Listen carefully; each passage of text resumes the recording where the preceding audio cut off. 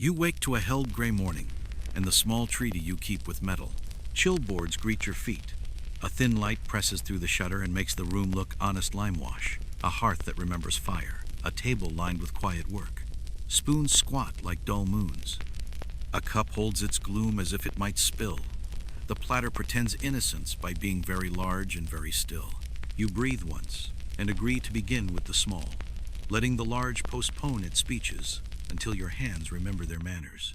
Cloths wait on the sill, coarse, middling, fine, worn shirt, turned into squares by a knife that knows its second career. You test each piece between finger and thumb, hunting for the treacherous seed of grit that could scratch without warning. The ones that pass touch your cheek. Warmth invites lint to confess, and you blow it gently away. A runner goes down the table, a quiet road on which today will travel slowly. The first spoon fits your palm like a word you have used since childhood. Slow circles begin small, even an alphabet you write without thinking. The gray film lifts in a bloom, then thins, then grants a line of light that slips toward the window. You do not chase it. You invite it to come closer with patience. Your breathing finds the work's rhythm round and round. Turn and tilt. Fold the cloth before the gray turns to black. Outside, cartwheels count the cobbles. Inside, you count small victories. Antwerp sits by the Scheldt, a port full of marks and measures. Makers stamp little lions and letters on backs and rims so buyers can trust what they weigh. You think of those marks as cousins to your cloth. Each says in its own way, I am what I claim. Whether better pieces sleep locked in a chest by the bed or near the hearth for watchful eyes, people still argue a tarnish finds them either way. It likes kitchens, bedrooms, feast days, and Mondays with equal appetite. A goose wing hangs by the hearth, your faithful feather broom for dust and ash that forget their manners. You tap the runner once. A light, soundless snow lifts and settles somewhere that is not your spoon. Vinegar waits in a stoppered jar. Chalk in a linen bag. You will marry them soon. For now, the circles alone persuade sleep to leave metal. The way fog leaves a riverbank grudgingly, but eventually, you tilt the spoon and breathe softly across it. Mist blooms and shows two fine lines from a knife long gone cat whiskers that refuse to be otherwise. You cross them at angles until they stop speaking first. Air, egg, onion, smoke, and time conspire to write dullness. Cloth, sour, and patience answer. You do not think of finishing. Finishing is what other people notice later. Your work now is to make a square of window appear inside the bowl and stand upright like a well-behaved guest. The ember under ash gives a courteous crack. You set the spoon down with the dignity it deserves. Not a trophy, not a mirror, only a tool ready to be decent again, and you reach for the next. Morning grows a shade less gray. Your hands remember their grammar. The treaty holds. You coax the hearth from memory to presence. Ash hides a cherry of last night's coal. You nudge it with the iron and build a small nest splinters beneath. Shavings over. Two sticks that once were a crate. Birch bark curls like a letter. A spark reads it aloud. Fire arrives without fuss and begins to speak a language hands understand. Warmth is a quiet power. You hold your knuckles to the glow and feel stiffness go out by the same door it came in. A kettle takes its place on the lip, not boiling yet, only promising. Turf waits in a neat stack, the brown bread of fuel brought up the river and dried in wind. When the day needs cleaner heat, charcoal answers. This morning, turf will do for circles and cloth. The room smells like the respectable end of smoke. The bellows breathe twice to teach the flame its place. A brick keeps house by the endirons. You wrap it in wool and slide it under the bench so your feet remember kindness. Above, the hood draws the smoke into shadow. Some houses boast a brick throat, others make do with a timber canopy to a roof vent, and each family swears the other way is wrong. You are content with whatever keeps your eyes from crying. Paste will want warmth later, so you bring the bowl near not over, never over, and let the rim learn the idea of heat. Chalk waits. Beer lees from last night wait.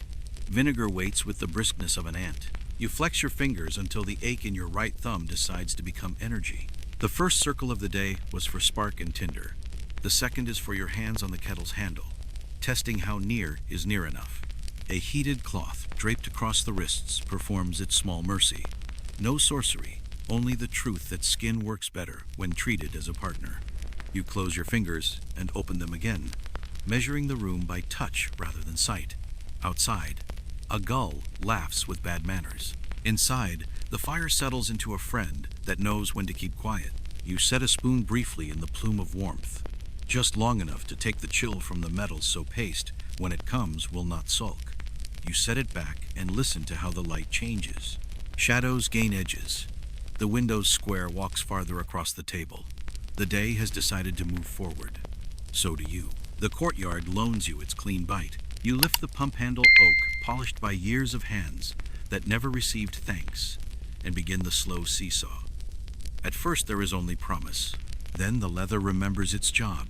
A throat clears somewhere in the dark brick, and water arrives in a narrow ribbon that thinks well of itself. You set the bucket so the stream hits true. The sound deepens from chatter to a steady hollow hush as the level rises. The smell is stone and iron and a little oak. You keep the rhythm up, down, pause, because rhythm is a courtesy machines understand. Cold climbs the handle and slips into your wrists. You let it become alertness rather than injury. The courtyard cat inspects the sunny brick, where sun has not yet arrived, and pretends to approve. You rinse yesterday out of the pipe with a few extra strokes, then draw the bucket aside with the authority of someone who carries simple success the way they carry a coin. City clerks are forever writing stern lines about keeping well swept and refuse away, because mouths and trades suffer when water is careless. You bless them under your breath and start a second bucket because of course there is a second bucket. A dipper tests the clarity. A sliver of straw drifts by as if to prove the world is not a painting. You flick it away and hear a gull argue with the river. Some yards keep private pumps, some share a well. Some pay carriers with yokes to bring the street's water to the room's hunger. Every lane has its way, and swears it is the only way.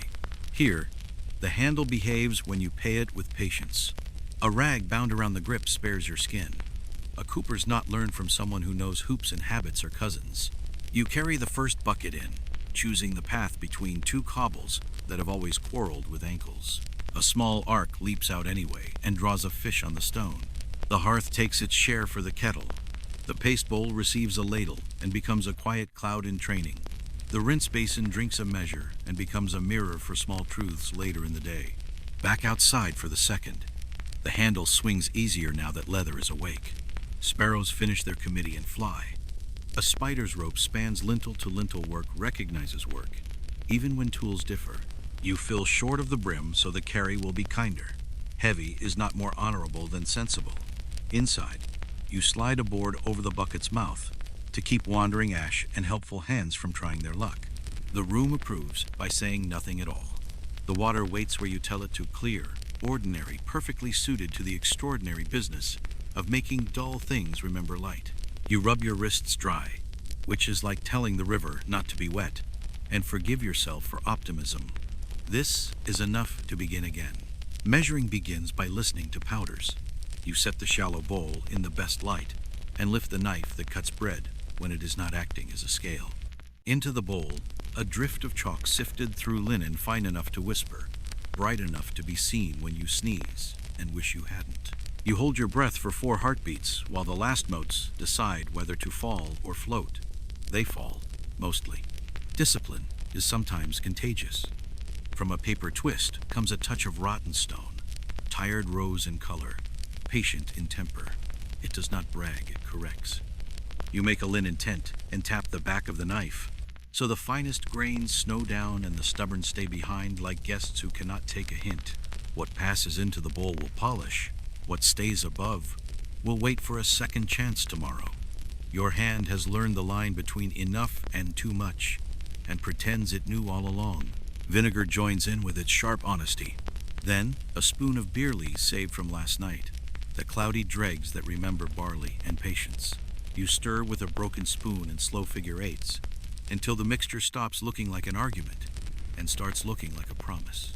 Near the hearth, warmth loosens the sour's tongue. The scent becomes clean rather than scolding. You lift the spoon and watch the ribbon fall back.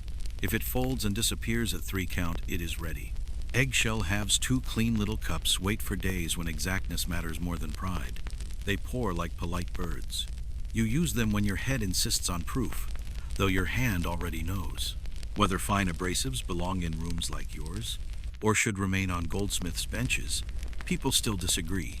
You use what experience and purse allow, and call it tradition when it works twice. You test the paste on the inside of your wrist where skin tells the truth quickly, smooth with a suggestion of grit, enough to persuade, not enough to scold. A hazelnut hides inside the first cloth. You rub cloth to cloth so the grit remembers to be gentle before it meets metal. The runner gets a quick brush. The goose wing clears a little parade of dust from the plank. Nothing wasted but impatience. The bowl sits like a small moon with weather moving across it. You smooth the top with the back of the spoon unnecessary. Pleasing and set the rinse to your left, paste to your right. Cloths like three cousins arranged by temperament. The window square walks another finger width along the table. You lift the first spoon and let the paste earn its keep. Stirring is ceremony. You draw the spoon through the pale cream and listen for the hush of a mixture that has agreed to behave. The surface mends itself after your passage. That is how you know it is ready to forgive metal its sleep. Heat from the hearth rides your knuckles. The paste relaxes from sulk to cooperation. You keep it near, not over. Gravity loves to embarrass confidence. You test thickness by counting. Lift 1, 2, 3-fold and vanish. Good. The scent is sour apple with a hint of damp malt and chalk that lives halfway between stone and linen. This is not glamour. It is progress, which is a better companion. You set 3 cloths within reach like steps on a stair. The first to court tarnish, the second to persuade, the third to compliment and go home early. You bury a small dollop inside the first cloth and rub cloth against itself until grit stops announcing itself. A trial on the underside of a spoon tells you what you already feel. The paste will speak softly and be believed. A drop of warm water thins the rinse. Warmth persuades gray to abandon cloth without sulking. You wring gently so the fibers will not learn to pout later when you ask too much of them. Households nearby swear by different sours, verjuice from unripe grapes, sharp wine, ale that is turned practical.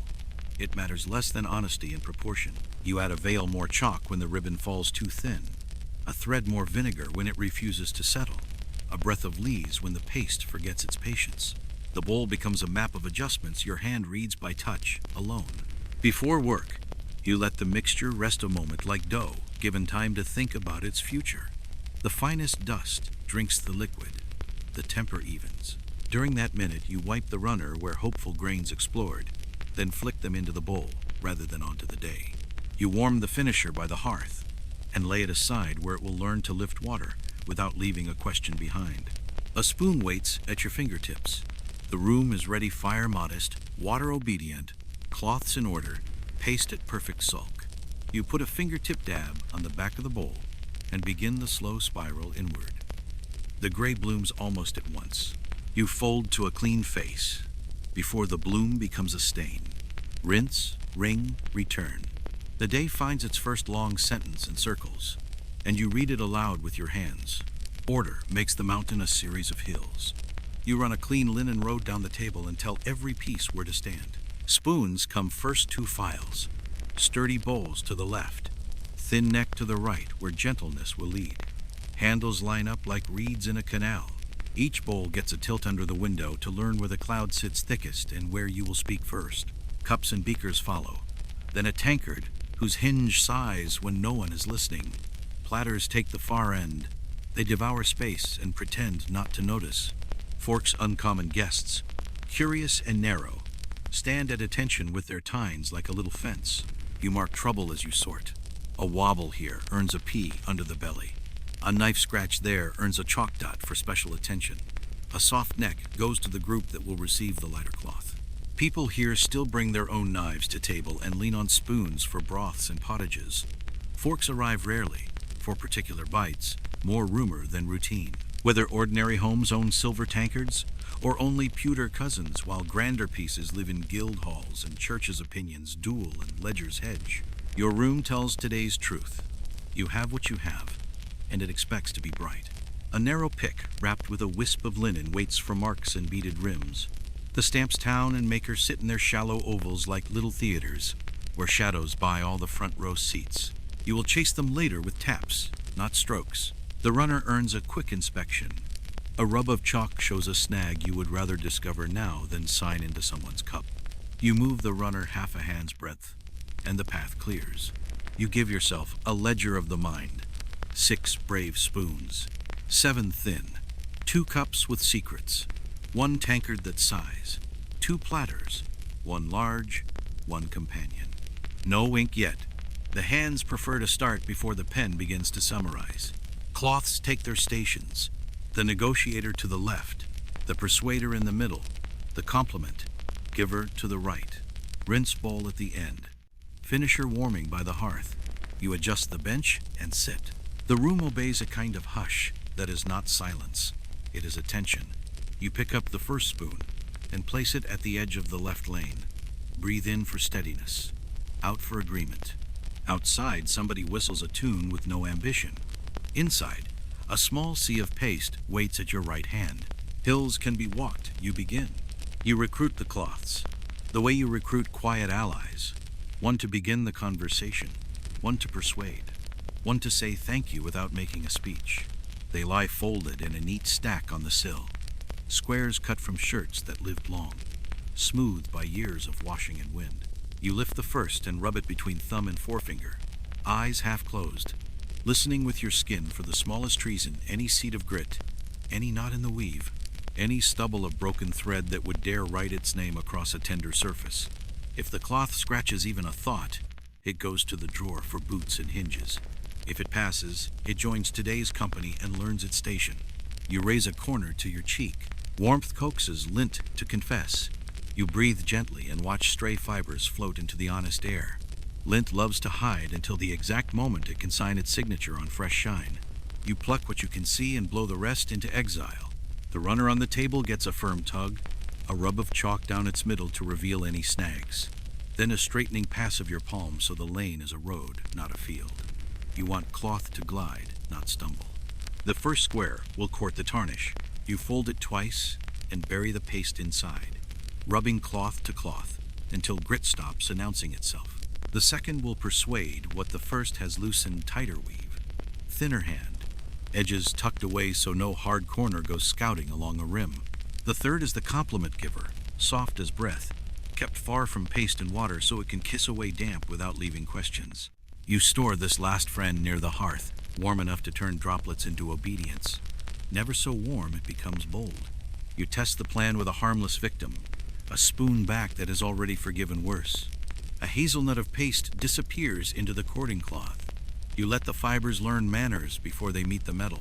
A few slow circles speak in a hush you trust. The sound matters low and even means the cloth is kind. Any rasp means a traveler has crept into the weave. You stop when you hear it, hunt with your thumbnail, flick out a crystal no bigger than salt, and return to the slow alphabet of circles. Tarnish blooms onto the cloth, gray as a weekday sky, proof that trouble has decided to live elsewhere. You walk the persuader in next longer strokes across yesterday's small storms, figure eights that overlap like good neighbors' gardens. Then a pause so chemistry can do what strength should not. The finisher, warmed and polite, follows with 2 feather passes that lift water until the metal squeaks the tiniest mouse squeak of approval. You breathe across the surface to lay a veil of mist. If the veil pulls smooth, the cloths have behaved. If it beads unevenly, the persuader returns, patient as a teacher. The Low Countries are a nation of flax and wind, fields combed into straight lines, redding ponds that smell like honest work, bleach greens where bolts lie out under sun and lie to learn their pale good behavior. You live in the wake of that trade. Even a modest room inherits offcuts, shirt tails, scraps that can be coaxed into service.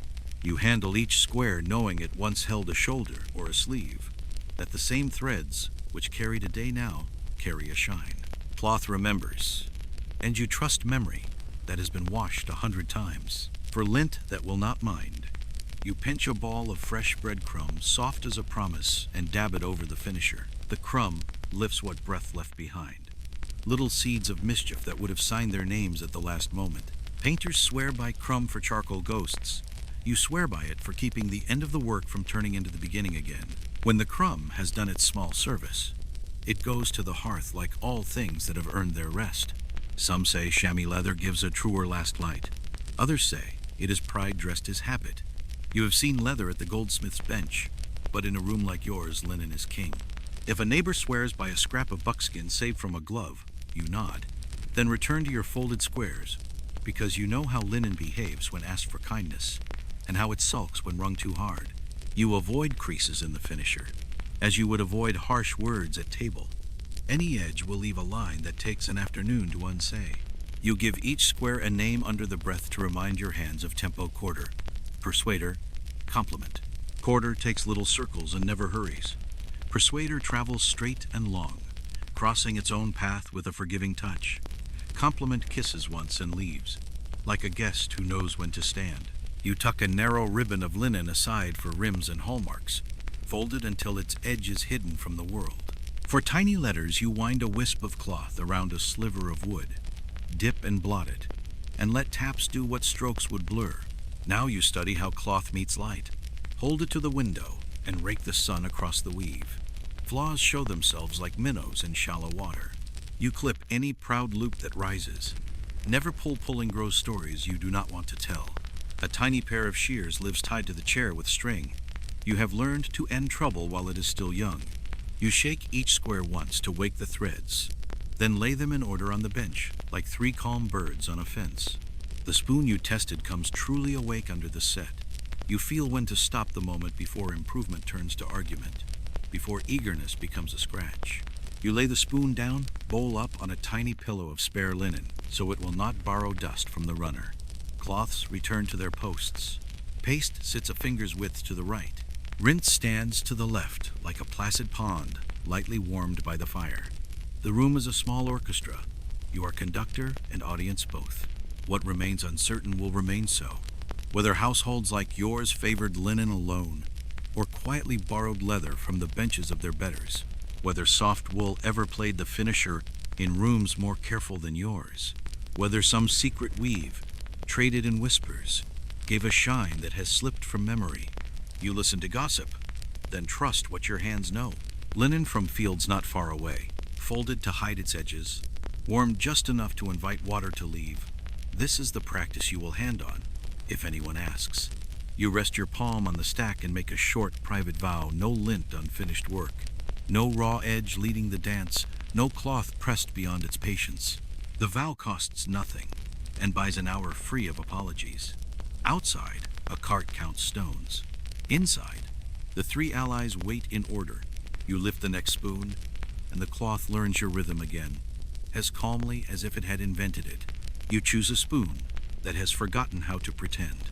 It lies there in plain gray, not dramatic, just tired, the way a sky gets when rain has thought about arriving all morning and never commits. You fit the bowl into your palm and let your fingers learn the cool. The metal is not cold so much as distant. That is fine. Distance can be closed in circles. Paste goes inside the cloth, never straight onto the metal. You fold the square over it and rub cloth to cloth until the grit stops introducing itself. Then you touch down in the center of the bowl as lightly as a blink and begin the spiral that remembers where it is going. Small, even turns, each one overlapping the last by the width of a whisper. Your wrist keeps the drawing. Your elbow stays as quiet as a held breath. The sound is what you notice first. A low hush, soft as a sleeping cat. If the hush changes to a rasp, you stop, hunt the weave with a thumbnail, flick out the little intruder, and begin again before it decides to be important. Gray blooms at once, honest as spilt ink. You fold to a clean face before the bloom decides to settle in. Rinse, wring, warm the cloth for a heartbeat by the hearth, and return to the spiral. You tilt toward the window and let the light rake the surface like a mild inspector. Where the rim tightens, circles become little commas, then short strokes that cross the curve rather than chase it. You pause and let chemistry talk while you breathe slowly and set your shoulders back where they belong. The room answers with the small sounds of decent work: kettle breath, plank creak, flame swallowing its own remarks. Along the lip sits the faint crescent where mouths have lived since before your hands owned this spoon. You go after it with the second cloth, the persuader, and a short ribbon of paste. Crosswise strokes, then along the rim, then a last smoothing pass lengthwise so no small river remains to gossip. If you are tempted to press harder, you do not. Pressing writes your impatience into the metal as a permanent memorandum. The day has enough memoranda, and none of them needs your signature and scratches. You turn the spoon over. The back of the bowl wears the thin knife lines people leave when they think a spoon is useful for everything. You cross them at angles, never along, the way a careful scribe draws a neat line through a proud mistake. They soften. They do not vanish. It is better that way.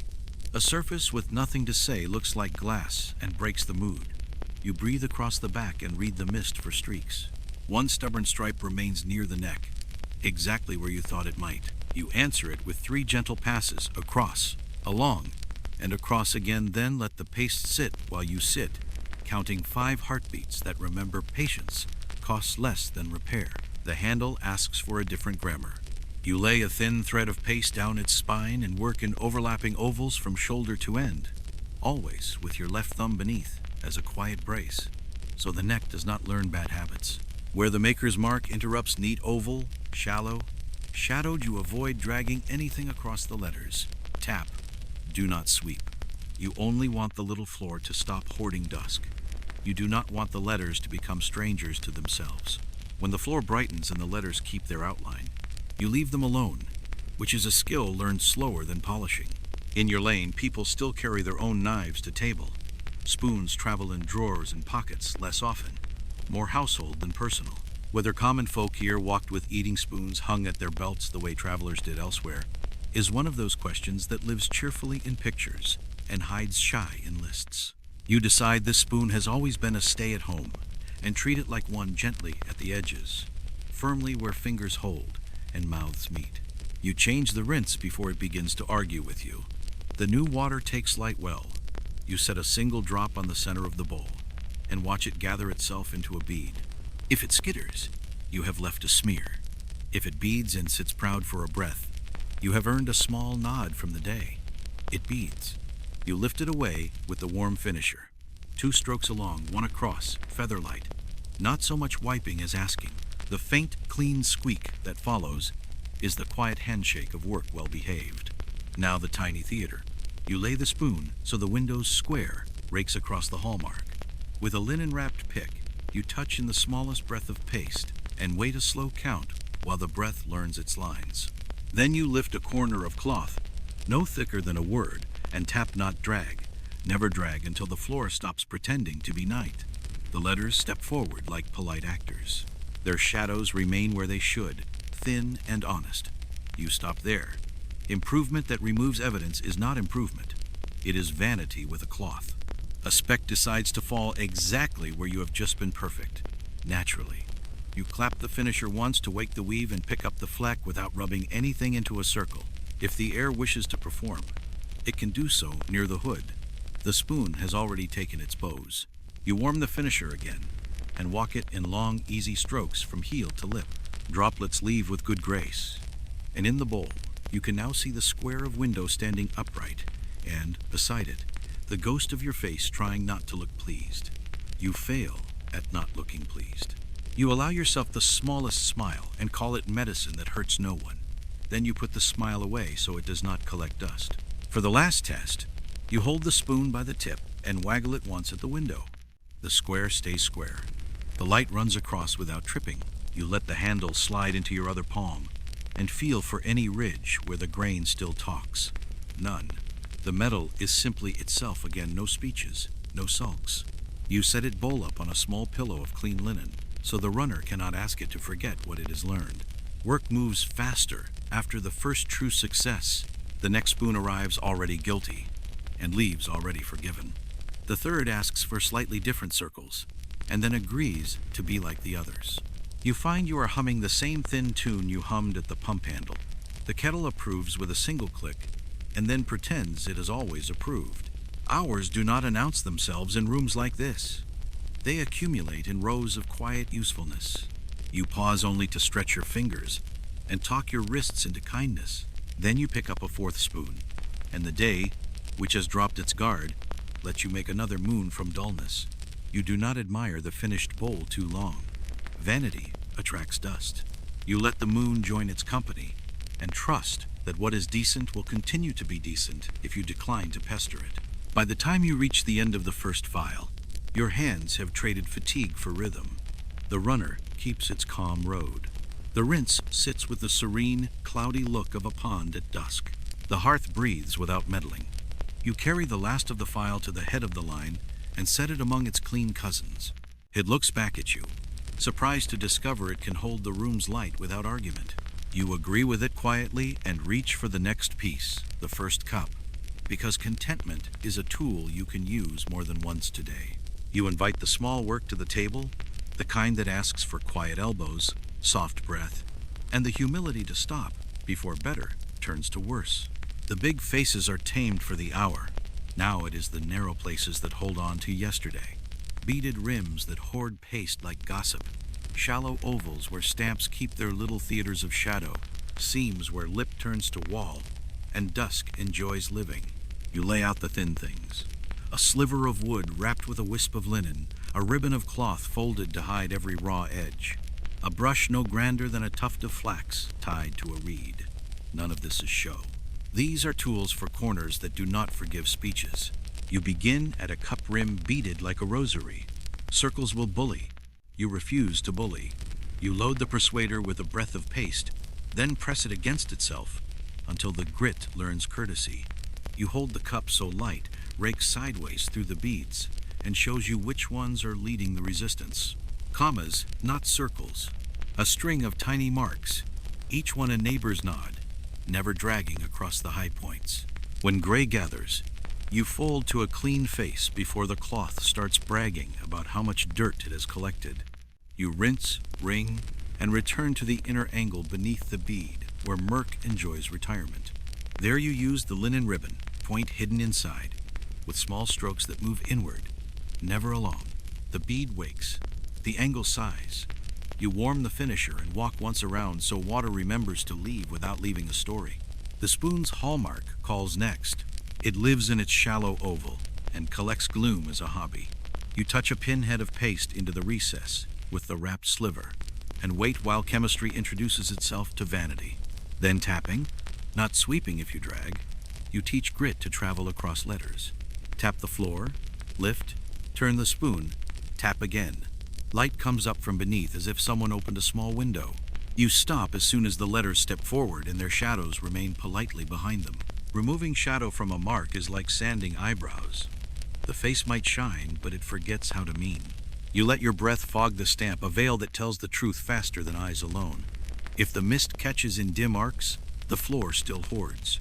If it clears evenly, you have talked enough. For a particularly shy mark, you have another quiet trick. A soot kiss from a wick, tapped in and wiped from the surface. The black stays in the depth and prints the letters clearly without polishing them to fiction. You use it when a client likes to read without squinting. You never let it become showy. Along the platter's inner slope, where face meets rise, lives a seam that pretends to be clean. You set the disc upright on a padded board so both hands can be gentle. The ribbon cloth goes in at the seam with strokes no longer than a blink. Too long, and you write lines. Too firm, and you thin an edge no one will thank you for thinning. A few careful passes, then a warm finisher on the broad face reaching up to meet the border, so no line remains to say, work ended here. The trick is to court invisibility. The best seam is a rumor. On a handled cup, the join at the root darkens like a memory of soup. You wrap the linen wisp around the reed, blot it after the paste so it will not weep into crevices, and tap the join from 3 directions, left, right, downward. The light lifts, but a stubborn half-moon clings. You set the piece down and let the mixture think for a count of 6, then return with 2 taps and a wipe that travels outward, not along. The half-moon becomes a day-old cloud, and then a thought you choose not to pursue. Not everything admits a rule. Some houses insist edges must read. Others want them blurred into pure mirror. Whether makers meant these rims to shine like new coin or glow like good linen after rain, people will go on debating while they talk of other things. You listen, then follow the piece where it leads. Engraving asks for shadow to show its curls. Chasing begs you not to sand away its little hills. Beads want to be beads, not a field that forgot it once had seeds. Between things, you keep tidiness cheap. The runner gets a quick, damp square wiped through the lane. Then the goose wing wafts away anything that thought about landing where it should not. The rinse water changes before it begins to argue with your cloth. A scrap of warm linen drapes over finished spoons like a small tent. Soot cannot be bothered to crawl far, unless invited by laziness. You change the cloth's faces sooner than thrift would prefer, and later than waste would recommend, which is to say, at the moment before they misbehave, you return to the stamp on the tankard's base. It shows a town device you could sketch by shape, not heraldry. Beside it, a maker's sign that looks like a knot of letters and on certain mornings like a smiling fish. You set a pea of beeswax, warmed between fingers, onto the mark, and lift a neat impression for the ledger. Some clients swear they used to own lions. A wax scrap silences lions that never lived. You hold the tankard to the window and tilt until the square of day rakes across the curve. Ripples speak, but they no longer mutter. The last beaded rim receives its circuit. By now, your hands have learned to count beads by touch, to move in commas quicker than thinking, to stop before zeal becomes subtraction. You finish with the finisher only, no paste, no water, 2 feather strokes, and a third that is mostly courtesy. Then you breathe a veil over the ring, tilt, and watch the mist pull smooth. If it hesitates, you return. If it glides, you leave it alone. Knowing when to leave a thing alone is the only part of this trade that cannot be taught. It is learned in wrists and in regret. You gather the thin tools, rinse the reed brush, unwrap the wisp, and rub the tiny cloth against itself under warm water until the day's secrets run gray and go down the drain. The wrapped sliver dries on the sill. The ribbon folds back on itself like a well-read letter and waits for the next seam that thinks it is private. You straighten the small rows. Spoons that now hold squares of sky, cups that do not hoard dusk, a tankard that admits it once had a shadow and no longer insists on it. The room remains quiet, but it is not still. Light moves, warmth learns more names. The kettle speaks a single agreeable syllable. You lay your hands palm down on the table and feel the grain as a reminder that patience is made of lines, not leaps. Corners, stamps, beads, seams, none of them care for speeches. They concede to taps, to rests, to breath held and released at the right moments. You have given them those moments. You let that be enough, and reach for the next small thing that thinks it is large. You decide to spend an hour in the country of scratches, where every little knife has left its travel notes. The first spoon offers a whole geography, faint parallel lines that march like geese across the back, one deeper mark that catches light the way a pothole catches a cartwheel, and a stipple near the rim where somebody once scraped at a stubborn bit of stew. You do not sigh. The cloth does not like sighs. You set the spoon so the window square becomes a truth teller, and let raked light show what broad light always tries to forgive. Circles won't quite do it here. You begin with tiny ovals that cross the longest line at right angles, the way a careful scribe draws one neat stroke to correct a boastful letter. The cloth hushes along the metal. Gray answers at once, which is honesty you can use. You fold to a clean face before gray grows proud. Rinse, wring, return. You do not chase the deep nick. You persuade the light around it to be calmer, to soften the edge until the eye forgets to trip over it on its way across the bowl. Turn the piece a finger's width and let the window rake again. A small comb of lines becomes grass and wind, then a whisper, then something only you and the cloth will remember. The deeper mark remains less a wound now than a place where light bends for half a heartbeat and then goes on. You breathe across the surface. The mist reveals 2 more thin scratches that thought they were hidden. You cross them once, twice, no more. Perfection is a rumor that ruins tempers. You stop as soon as the rumor grows shy. The next piece is a cup foot with a ring of shallow bites, where a knife danced absent-mindedly during talk. You coax them down with short strokes that travel across the circle rather than along it. Then you smooth with longer passes that teach the eye to read one calm line instead of many excited ones. Warm cloth kisses away the last damp. The foot no longer wants to tell its story to everyone who glances at it. On the table waits a dusty little secret, a sliver of cuttlefish bone saved from a goldsmith's kindness. Rubbed to powder under the back of a spoon, it gives a mild, obedient grit that behaves like good advice. You touch the cloth to it, touch the cloth to the paste, then test on the underside of a spoon, where the world will not stare. Only when the hush of the stroke sounds the same as before do you try it on the worst of the chatter near a handle's neck. It helps. You put the sliver away before help becomes enthusiasm. A platter claims your attention next. Its face is honest now, but for a looped swirl left by brisk hands on a hurried day. You set a pad beneath its edge so your wrists will not begin complaining in public. Then take wide arcs that travel through the loop rather than around it. Cross once, change angle, cross again. The loop forgets itself and turns into weather. Weather is allowed to exist. You leave the rest. Somewhere in the city there are people who say a spoon should be a mirror and others who say it should be a low moon. You live between them. You like a surface that holds the room without shouting back every face. A few faint scratches softened, not erased to keep the metal from becoming vanity. They also remind you that things have served and will serve again. You trust work with a memory more than work that insists on being born every morning. To spare the soft necks, you change your grip. The left thumb slips beneath as a steadying brace, while the right hand writes its little alphabets. When your thumb begins to ache, you trade hands rather than press harder. Pressing writes your impatience into the grain, and the grain remembers longer than you do. A heated brick under the bench reminds ankles to be merciful. A breath over the paste reminds mind to be merciful too. You keep your old trick for reading stubbornness.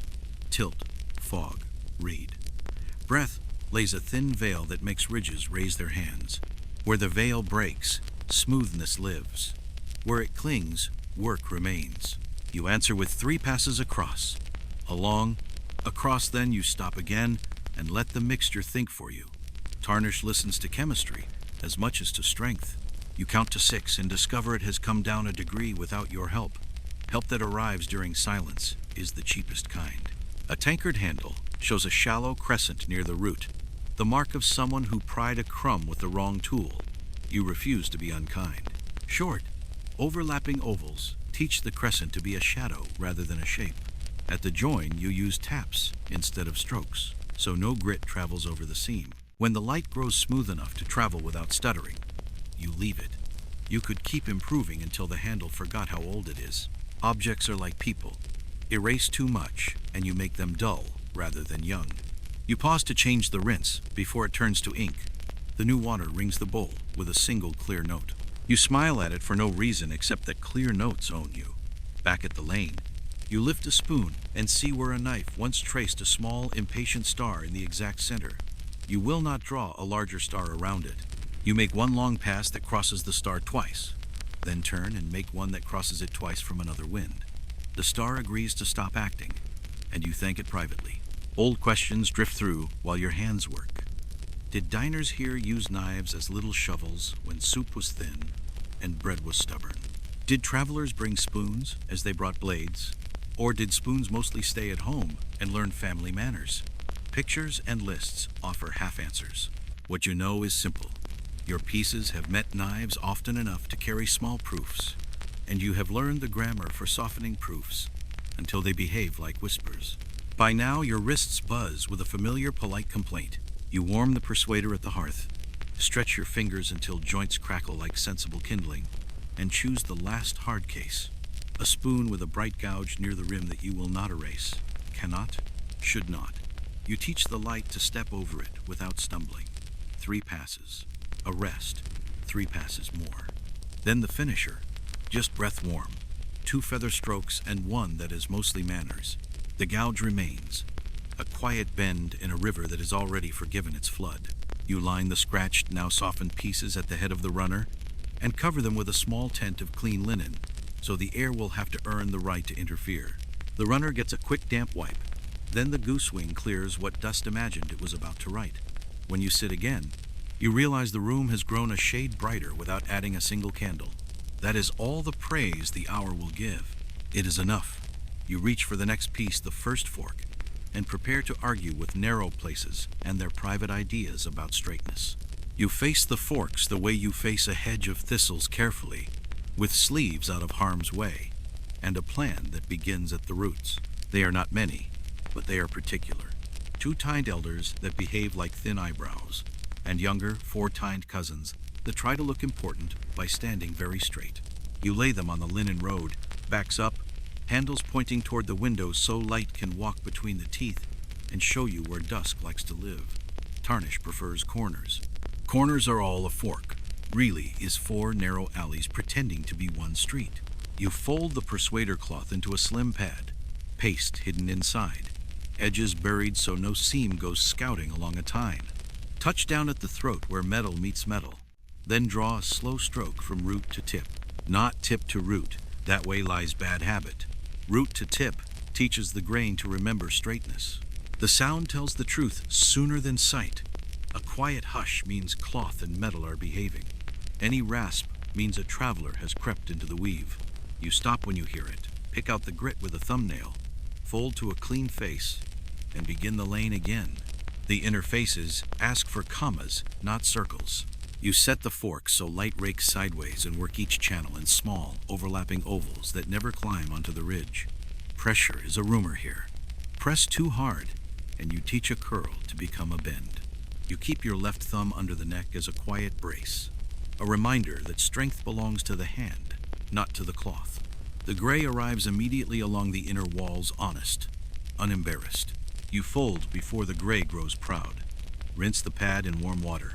Wring gently so the cloth forgets to sulk, and return while the metal still remembers your first sentence. Between tines lies the little web that keeps the fork from being four arguments. You wind a wisp of linen around a sliver of wood. Dip, blot so it will not weep, and tap the web instead of stroking it. Taps let mixture speak without dragging grit over the ridge.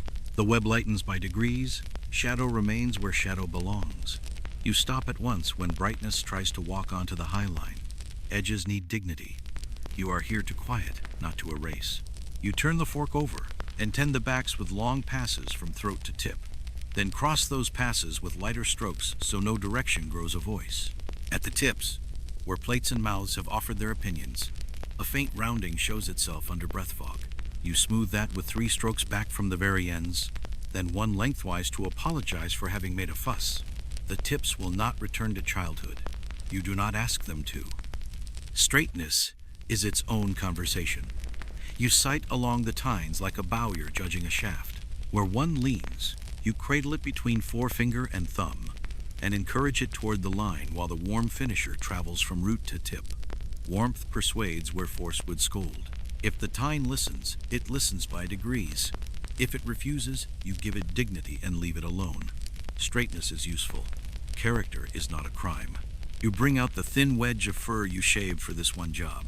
Slip it between 2 tines while you work the inner face of the third, and it behaves like a friend holding a door. The resin's soft scent makes the room think for a moment about forests that became planks and then tables, and then the road your cloth travels. The wedge takes no credit. It keeps shoulders from bumping and collects a little gray for its trouble. You wipe it, turn it, and let it serve again. The handle's neck, narrow and opinionated, can turn dullness into drama if you forget yourself. You lay a ribbon of paste no wider than a thread and draw overlapping ovals across the pinch point, then longer strokes along the handle so the eye slides forward instead of lingering where strain lives. You warm the finisher, breathe on the neck to lay a veil, and watch the mist pull smooth. If it catches, you return. If it glides, you let the matter rest. Rest is the part most people skip, and then they wonder why shine behaves like a cat aloof when chased, affectionate when ignored. A 2-tined elder waits its turn. Narrow as a rule, stern as a schoolmaster, you treat each prong like a spoon too thin for soup. The cloth goes in with the same manners, paste buried, edge hidden, strokes that cross-habit, and then reconcile it. The old fork begins to look like something that could lift a pear slice at a feast without apologizing for itself. You give it a warm kiss with the finisher and set it upright on a small pad, then sight along its length again in case memory decided to return during praise. You change the rinse before it turns to ink. The new water rings the bowl with a clear sound that puts your shoulders down by half a finger width. You wipe the runner's lane with a damp square, then let the goose wing send whatever thought about settling into exile. Finished forks get a small linen lean-to over them, so drifting ash must work harder than it cares to. Laziness, in soot, as in people, is your ally when you give it chores. On one four-tined cousin, you find a nick at the inner edge of the second tine, a half-moon that catches light and advertises dinner from some forgotten week. You will not pretend it never happened. You teach the light to step over it without stumbling. 3 passes across the arc, 1 along, then a rest while the mixture argues softly with memory. When you return, the nick has become a place where brightness bends and then remembers to keep going. You stop there, because stopping before better becomes worse is the only mastery you own outright. You finish each piece with a little ceremony you have learned not to skip. Rinse warm, a breath on the faces to reveal any last streak. 2 feather strokes with the finisher from root to tip that make a sound like clean snow under a light boot, then a very brief cradle in your palms, so heat from your hands tells the water to leave. A drop set on the throat beads politely. You tip it away with the cloth and watch it vanish without leaving grammar behind. By the end of the row, your elbows hum with that polite complaint, which means you have bought progress honestly. The forks line up like a bright, modest fence. Between the tines, you can see the window square standing straight, not wobbly. Along the backs, you can watch the light run in a single sentence rather than a stutter. You fold the thin tools, unwrap the linen wisp, and wash it until the day's secrets go down the drain. Set the fur wedge to dry, and lay the finished pieces under their tent, where even a misbehaving breeze would have to ask permission. You sit a moment with your hands flat on the table, feeling grain and calm travel up through your skin. A fork is only 4 corners and a handle, yet it asks you to behave as if it were a sermon about gentleness. You obey, because gentleness leaves fewer marks than zeal, and because the hour is kinder when it passes in small courtesies. The next task waits the interiors of cups that keep their skies, so you lift a beaker and let the window fall into it like a coin, and you follow the light to whichever shadow thinks it still owns the bottom. You tip the beaker until the window drops inside like a coin, and the square of day settles at the bottom with that small, smug glow cups like to hoard. Interiors are secretive. They keep rings where lips lived, store a soft dusk under the shoulder, and hide a thin line where wall meets floor that pretends to be too shy for cloth. You do not lecture. You fold the persuader into a narrow pad, bury a breath of paste inside it, and warm the cloth a heartbeat by the hearth so it will speak politely in a round room. Circles do not sit well inside a cylinder. You choose arcs rim to floor to rim, each one leaning a little to cross its neighbor. Paste turns gray fast in here. Air moves slower close to the metal, and slow air is a patient painter. You fold to a clean face before the gray grows proud of itself. Rinse, ring, return. The sound is a hush that travels, not a rasp that complains. And you keep it in that register because echoes amplify mischief in small spaces. The lip keeps the boldest memory. You breathe across it. Mist lays a veil and reveals the familiar crescent where mouths rested and talked and forgot to apologize. You lift the persuader and work short strokes outward across the edge, then one long, slow pass along the circumference to teach the line to be a line again. Not much pressure, only enough to convince daylight to arrive without being announced by a streak. You check with breath again. The veil pulls even, good manners restored. Down at the angle where wall becomes floor, old stories settle. You wind a wisp of linen around a reed, touch it to paste, blot so it will not weep into the seam. Then set the point into the curve with strokes no longer than a blink. Inward, never along. If you pull paste along the circle, you write your effort into the metal. If you press inward, you lift the trouble without leaving your autograph. A small cloud darkens in the weave. You fold, rinse, rub cloth to cloth under warm water until the cloud leaves for the basin. Then return to make certain the angle has forgotten why it was famous. You let chemistry do a portion of the work. After the first persuasion, you leave a thin, honest film of paste in the gloomiest place and count to 6 at the pace of the kettle's soft breaths. Tarnish listens to time as much as to hands. When you move again, the cloth lifts an easier gray. What argued has begun to concede. You do not take credit. You accept the gift and fold to a clean face before the gift changes its mind. In this town, You drink small beer with meals more often than not, and cups carry those conversations back into the kitchen yeast ghosts and barley whispers that write their opinion on the metal by morning. Saltfish, onions, mustard, and the breath of a smoky room lend their signatures. It is a busy ledger to erase. You favor warmth in the rinse for interiors. Warm water persuades droplets to gather and leave together, instead of loitering into rings no one ordered.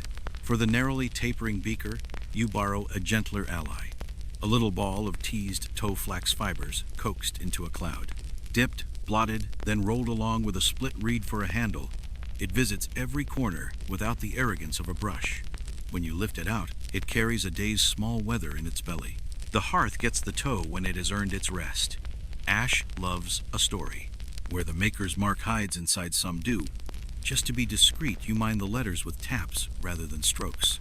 A wrapped sliver delivers a pinhead of paste. Your finger steadies the rim while the other hand does its tiny percussion. The floor brightens. The letters keep their shadows. You avoid the temptation to brighten shadow into fiction. Letters are better when they remember how to read. You pause to change the water before it argues with you. The new bowl rings once, a clean note that puts patience back in your wrists. You pour the old out into the courtyard channel, where it can tell the cobbles about industry and restraint. A gull remarks on nothing in particular. The reed swab dries on the sill. The room resumes its quiet sermon on small things done properly. You approach a second cup that admits dents honestly. You will not smooth what a hammer should smooth. You will only teach the light to walk across the low place without stumbling. Crosswise strokes, then along, then a rest while paced, considers the situation. One more pass where the curve tightened and tried to catch your cloth, and the dip becomes a gentle bend in a road. The eye forgets to trip, the hand forgives. You warm the finisher, and sweep the damp away in 2 feather glides that make the tiniest, cleanest squeak. Water concedes the field, and leaves no grammar behind. A superstition rides along in your pocket, a sprig of rue tucked by the window latch to turn flies thoughtful, and keep them from testing the rinse with their opinions. Whether it works, or you merely behave better when you smell green, is not worth deciding. You keep the sprig and the habit of covering finished work with a linen tent before you leave the bench, even for a sip. Laziness, in insects and in soot, is a grace you cultivate.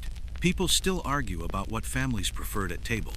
One large cup passed with courtesy, or small beakers, kept personal by habit. Paintings show either or both depending on who paid for the picture. Probate lists name vessels without telling you how they traveled. The only thing you know for certain is what your hands learn, large or small, silver or with mounts over wood. Every inside keeps the same ring and the same dusk and requires the same patience.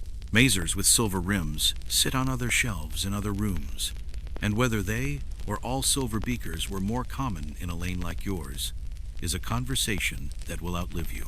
You polish what your table holds and let scholars enjoy their sport. You finish interiors the same way every time, because routine keeps luck sleepy. Warm rinse, breath veil, a slow test of the lip with the pad of your fingertip, no ridge, no grit, no complaint. 2 finisher passes like a pair of well-placed compliments. Then you hold the cup above the cloth and let the window drop inside again. If the square stands upright at the bottom without wobbling into a blur, you set the cup on its little pillow of linen and do not admire it. Admiration attracts dust. Decency keeps quiet. You travel through the procession. Each cup is another small well that stops pretending to be night. The basin darkens to that familiar weekday sky. You change it before it invents poetry. The reed swab learns to be an oar and then a moth and then a stick again. The toe becomes ash and the ash becomes forgetfulness. Your elbows register their polite protest. Your shoulders ignore them by remembering rhythm. The bench, warmed by the brick, is suddenly a companion. The room smells like sour apples, damp linen, and the satisfaction of avoiding mistakes you used to make. At the end of the row, you raise the last cup and waggle it slightly, so the window square trembles and then holds steady. It holds. You do the unwise thing and allow yourself a small smile. Then you lay the smile away, as if it were a tool that should not be left out, to gather soot. You draw the linen tent over the finished line and set the next task in front of you. The large disc again, the moon that eats wrists. Not yet. You settle your hands on the table and count 3 breaths. The cups keep their skies now. They will not claim the weather. You can live with that. You square your shoulders at the great disk that has been watching you all morning. The platter that calls itself calm because it is broad. It is not calm. It is wide enough to collect a day's second thoughts and heavy enough to make your wrists compose letters of complaint. You slide a folded pad beneath the near edge so the lip won't scold the table.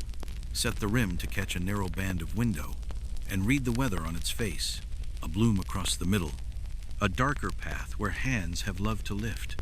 A ghostly swirl drawn by somebody's briskness on a day when briskness seemed like virtue. You do not argue with the ghost. You plan to outlast it. You fold the cording cloth tighter than usual. No corners wandering. No seam leading. And tuck the paste deep inside. Wide surfaces do not forgive an adventurous thread. Your first passes are long arcs that spill from your shoulder more than from your wrist, spiraling from just off-center outward. Each new path crossing the last by a whisper. Circles write patterns. You want none. So you change angle almost before you arrive at the center, slipping past the place where every overconfident hand draws a little star. You refuse the star. You give the center a crosswind instead, a shift that erases pride before it hardens. The ache voices itself early, a small, honest pin in the base of your right thumb. You lay your hand on the brick that has been warming by the hearth and let heat walk into the joint the way a polite visitor finds its chair. Then back to the work. Glide, lift, fold to a clean face before gray becomes boasting. Rinse while the water still admits it is water. Wring gently so the cloth does not learn sulks, and return to the arc that behaves. In these lands, large chargers travel to tables as statements as much as servants' guild feasts, marriage spreads, processions that must look like promises kept. Polished faces announce standing in a tone even the poorest listener understands. That is the ordinary truth of such size. It is a language. Your smaller truth is that language needs grammar, no streaks, no halos at the rim, no proud sun drawn in the middle where lines met and congratulated themselves. You will give the platter grammar until it can speak without your hand present. You break the moon into quarters in your mind. The top left gets sewn with long ovals first, overlapping like shingles on a thoughtful roof. The bottom left follows, but with strokes tilted a few degrees to quiet the first set's ambitions. Then top right, then bottom right, where the ghostly swirl claims territory. There, you do not chase its line like a dog after its tail.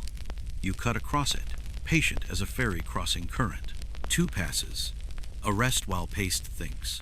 Another pass from a fresh wind, and the swirl falls from speech into memory. A thin tide of slurry begins to travel toward the rim, the way a late guest heads for the door. You intercept it with the persuader cloth, never letting the trail reach the little trough where lip and face pretend not to meet. The trough is where paste loves to camp. You take the linen-wrapped sliver and tap rather than sweep, carrying the gray out of the seam without dragging grit over the line you just calmed. Then a warm finisher walks the rim 1 pass along, 1 crosswise to erase the first footstep, a last along to make the edge look deliberate rather than accidental. Some houses swear that rubbing a cut hazelnut across a platter before the last passes feeds the shine, the oil teaching water to leave politely. You try it now and then when the air is in a mood. Today, you do not need the nut. Today, you borrow a different odd help. A narrow leather strap looped under the far side of the table. Your left hand slipped through to bear part of the weight, while the right paints its long, patient arcs. A saddler showed you that trick, saying straps can hold anything except a lie. He was right about the strap, and probably right about the lie. Whether a household in a lane like yours possessed a great silver charger in the 15th century, or borrowed such bravado from guild or neighbor, is the sort of question lists answer one way, and survivors answer another. Wills flatter. Pawnbrokers' records whisper. Kitchens remember what the paper forgot. You polish the one in front of you as if it lives here, because for now it does, and because a visitor deserves good manners, even if it leaves tomorrow. You change the rinse before it turns the color of a day that never started. New water rings the basin with a clear sound you have liked since childhood. You cheat a little, hold the face near, not over. The hearth so warmth persuades the paste to behave as if it has a future. Warmth makes circles less needy and chemistry more generous. You do not boast to yourself about this. Boasting makes grit invisible until it scratches from nowhere. Your shoulder learns to steer while the wrist hums less. You keep the elbow quiet, as a cat's tail when it is thinking. The arcs grow slower, wider, crossing their older brothers until no single direction can claim the surface. When you do approach the absolute center, you hover around it like someone who refuses to step in wet paint, then pass through it on a bias so quick, and light the metal does not think to remember you were there.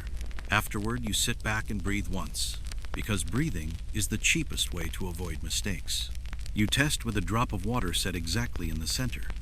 If the droplet gathers itself and sits proud, the surface is tight. If it runs away in a little tear, something still speaks. It sits.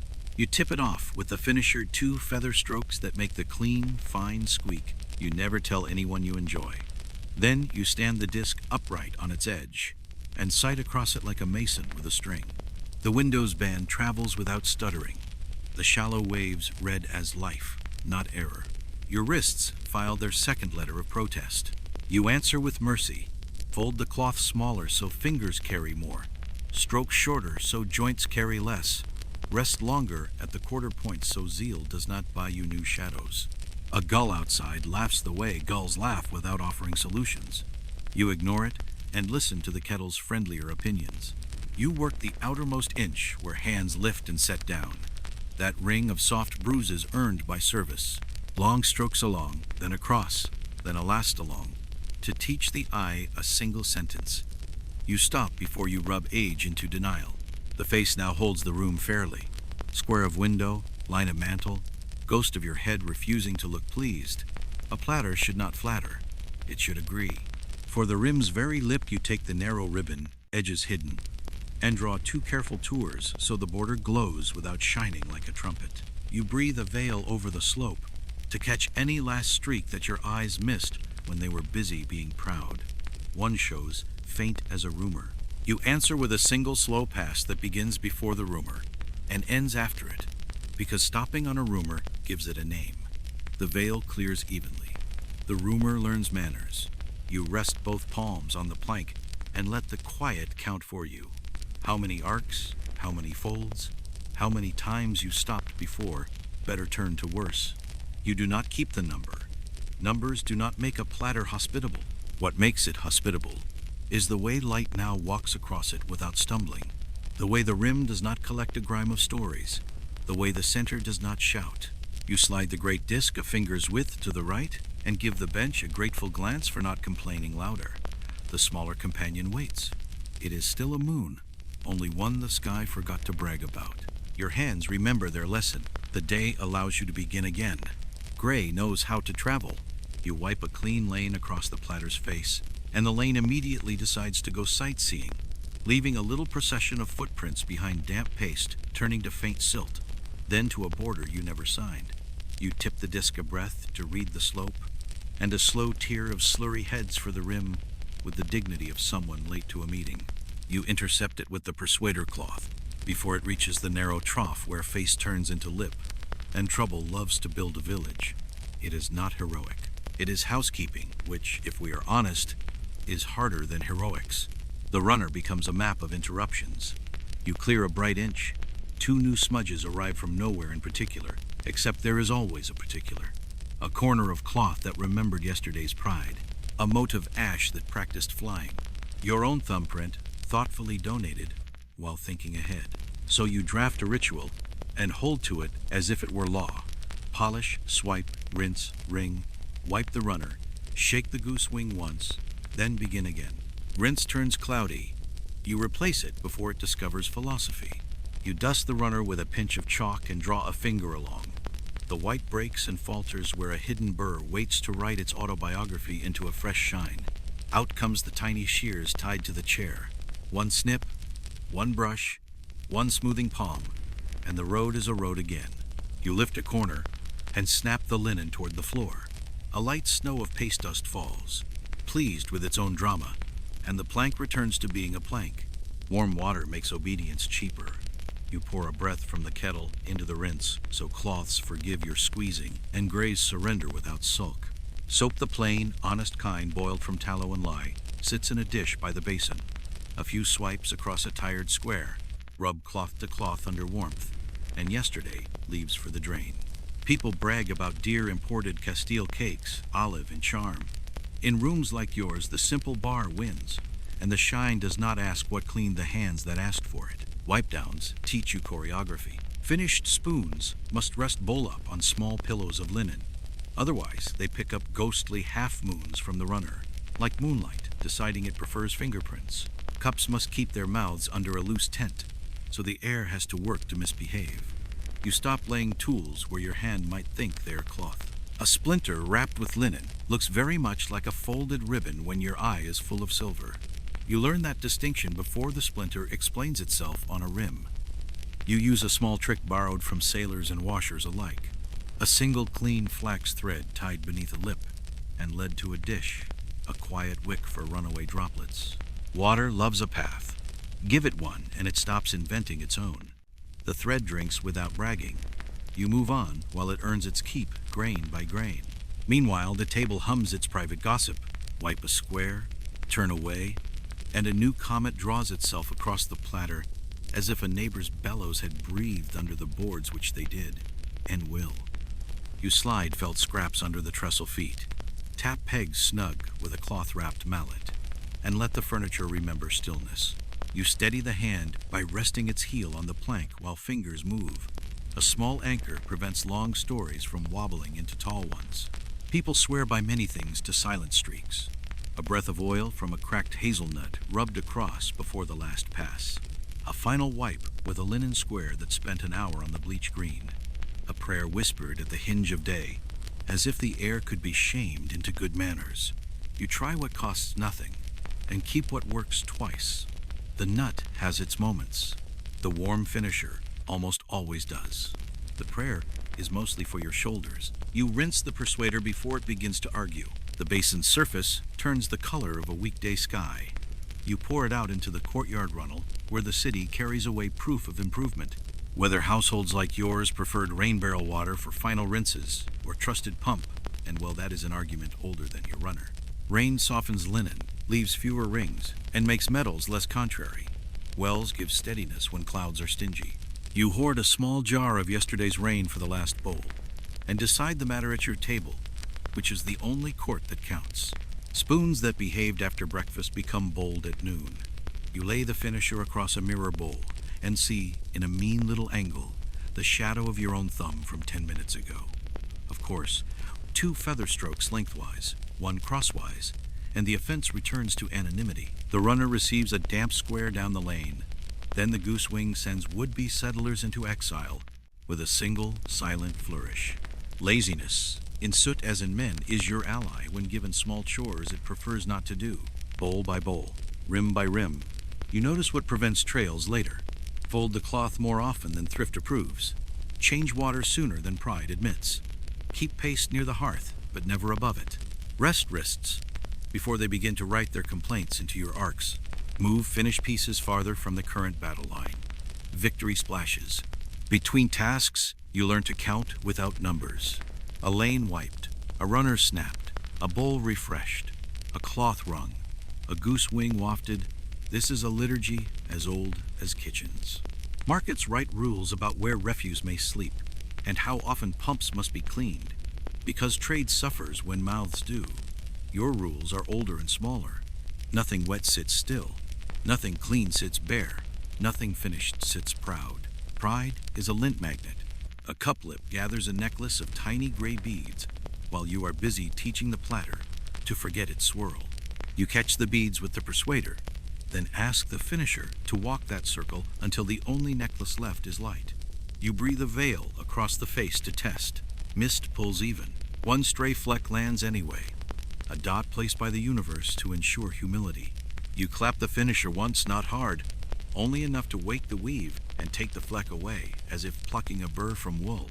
Whether your neighbors use horn-paneled lanterns or open lamps, whether they speak of last water as if it were a sacrament or pour from the pump with cheerful indifference, these are customs that change with weather, purse, and the patience of whoever is at the bench.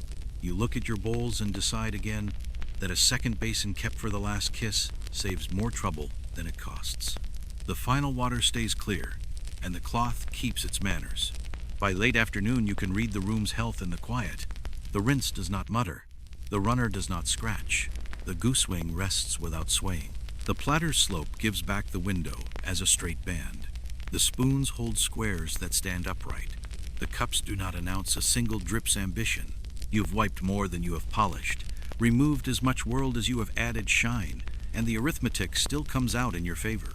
You take one last slow tour, with a damp square along the lane, and a dry pass after it, letting the plank forget it ever hosted a small storm.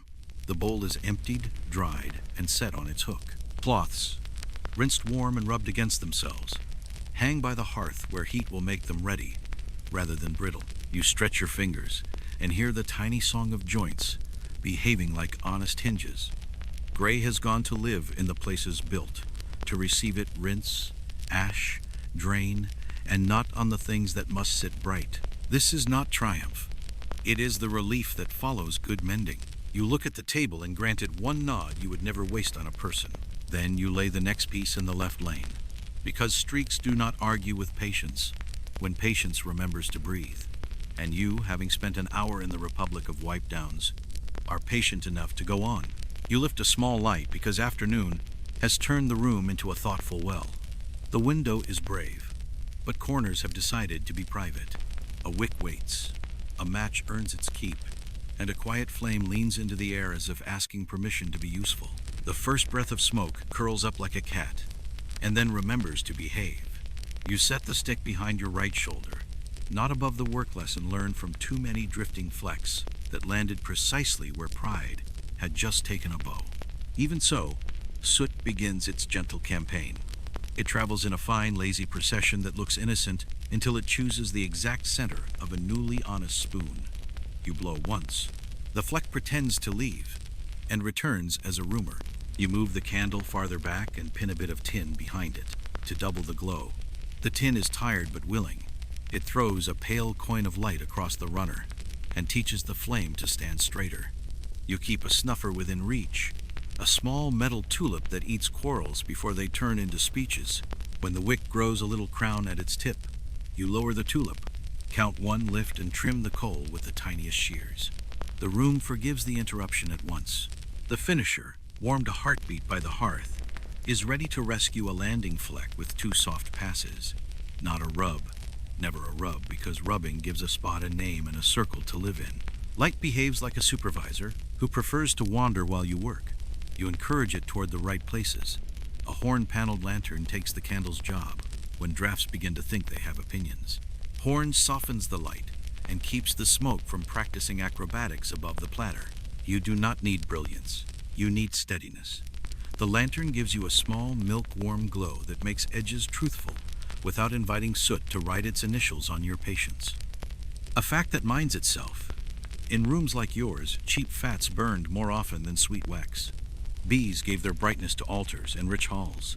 Households managed with what scraps, tallow, and oil they could afford, and learned to place light as carefully as salt. You place yours where shadows confess and soot forgets. You try one of the day's small experiments. A scrap of card held between flame and work, not to block, only to nudge the plume upward. The card warms.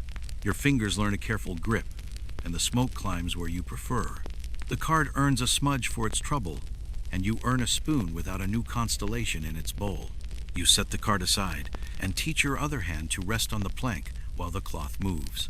Anchoring keeps a bright line from wobbling when the floorboard remembers the neighbor's bellows 2 houses away. A tiny, homely trick survives from someone's grandmother. A crumb of bread pinched into a ball, tapped gently against the finisher before you sweep it across a bright face. The crumb steals lint with quiet greed and forgets to shed. Bread is more helpful dead than alive. You use the ball, rescue 2 invisible travelers before they sign their names on the platter, and feed the crumb to the fire, which is hungry for every story anyway. You find the old choreography returning. Set the light behind you. Tilt the piece until the band of brightness rakes across the slope. Move your hand, not your feelings. Stop again to trim. Breathe once, as if you were the kettle. Begin again. Shine grows under this bland routine, the way moss grows under a patient wall. The cup you finished an hour ago catches a new fleck in your periphery. You lift it without letting your shoulders rise. Warm the finisher the distance of a breath, and take the fleck away, as if removing a hair from a child's forehead. Whether small rooms like yours preferred oil lamps or held to naked candles is a matter people enjoy debating while they ignore the soot on their own mantle. That uncertainty lives in pictures that flatter and lists that never mention what stood on a table after dusk. Some houses swore by lamps with floating wicks swimming in shallow bowls. Others swore by anything that burned and did not cost tomorrow's coin. You keep both because both have moods, and your work outlives moods by sticking to method. The rimwork returns. A ring of tiny gray beads appears where water thought about staying. You move in quiet sequence 2 feather passes along the lip, 1 across the slope, a last along again to remind droplets that they are guests, not tenants. The sound you listen for is the modest squeak. That means nothing sticky remains. You get it late, but true. You allow yourself the smallest nod to no one. A little superstition wanders through the room and sits on the windowsill. A thread of flax tied beneath the lip of the platter, leading down into a dish. It gives runoff a path and saves your temper from discovering a long new drip in the middle of a clean field. Whether the thread truly earns its keep or simply lets you believe the universe can be coaxed into order does not matter. The path keeps drops from improvising. Belief often behaves like a tool if you hold it correctly. You press the snuffer over the flame for a breath to teach the wick humility, then relight with a quicker hand so the smoke has no time to lecture. The horn lantern's milk-warm glow takes over again. Lantern or candle? The answer depends on whether you want truth sharp or truth patient. Today, you want patient. You work the last faint haze on the inner slope of the big platter with strokes so slow they forget to be strokes. Haze becomes air. Air becomes nothing you must mention in the ledger. A stray fleck still manages theater on the tankard's shoulder. Of course it does. You lift the cloth and clap it once, just enough to wake the weave. Not enough to frighten the threads, and the fleck disappears without a mark. You touch the shoulder with the persuader. Barely a breath of paste. Then finish with 2 strokes that belong to the warm square alone. The metal answers with a small, even light, like a pond at daybreak pretending it does not know the sun. You will hear this forever. Some householders swore by candle ends, saved in a jar for polishing rub a soft stump across a stubborn fog and watch it quit. Others swore a last wipe with linen dried on the green gave luck. Swearing is cheaper than paste. You test each oath at its own pace and keep the ones that do not make extra work. The room has settled into that hour when every sound is smaller. The kettle makes an agreeable click and then refuses to speak. A cart somewhere counts the last of the cobbles and turns a corner. The light from the lantern combs the rim in a narrow band. You follow the band with a quiet hand and a cloth that no longer sheds an opinion. You breathe a testing mist over the face, tilt, and watch the veil pull smooth. If it hesitates, you return. If it glides, you put the cloth down first and the pride down second. You finish by teaching the air where it is allowed to live.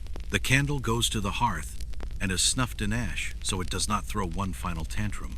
The lantern returns to its peg with the door left open a finger width to forget its heat. You lift a small tent of clean linen over completed pieces and let the runner have a last damp square down the lane, followed by the goose wing's breath that erases a day's faint roads. The room smells of sour apple, clean smoke, and warm cloth. Nothing heroic, all true. Dusk decides to stay. Your table holds its lights without boasting. The spoon bowls show the window square standing upright. The cups keep their skies. The platter is finally a place where light can walk without tripping over yesterday. You rest your palms on the plank and discover that soot, for all its efforts, only taught you where to stand and how to hold your breath. You agree to thank it by not saying its name. Then you reach for the next piece, because light, once invited, expects you to keep being polite. You decide the day will proceed more politely after bread.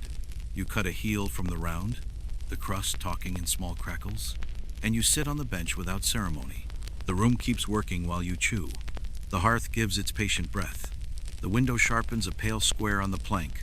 The platter, recently convinced to behave, pretends indifference.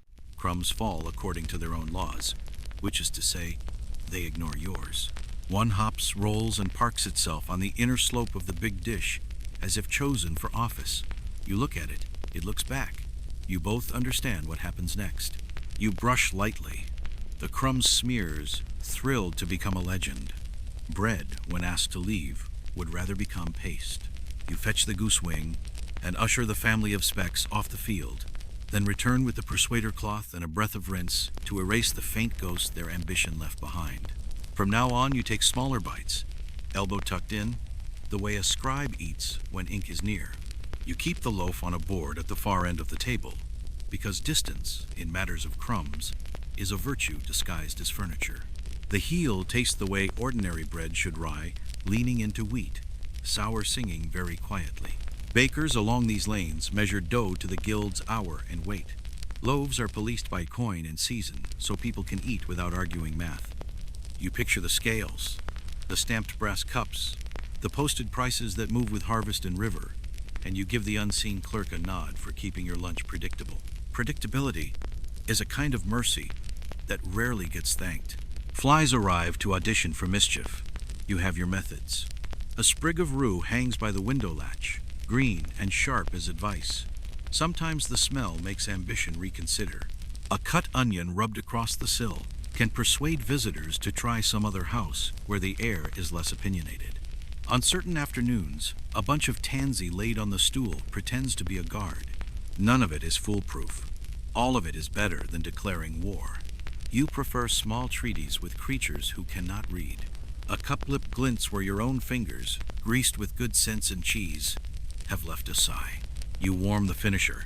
2 feather passes along the circle, 1 across the slope, and the print returns to anonymity. This is the rhythm of eating in a room that refuses to stop working. Bite, brush, rescue, bite again. You think of calling it elegance, and then decide not to insult elegance. The kettle murmurs.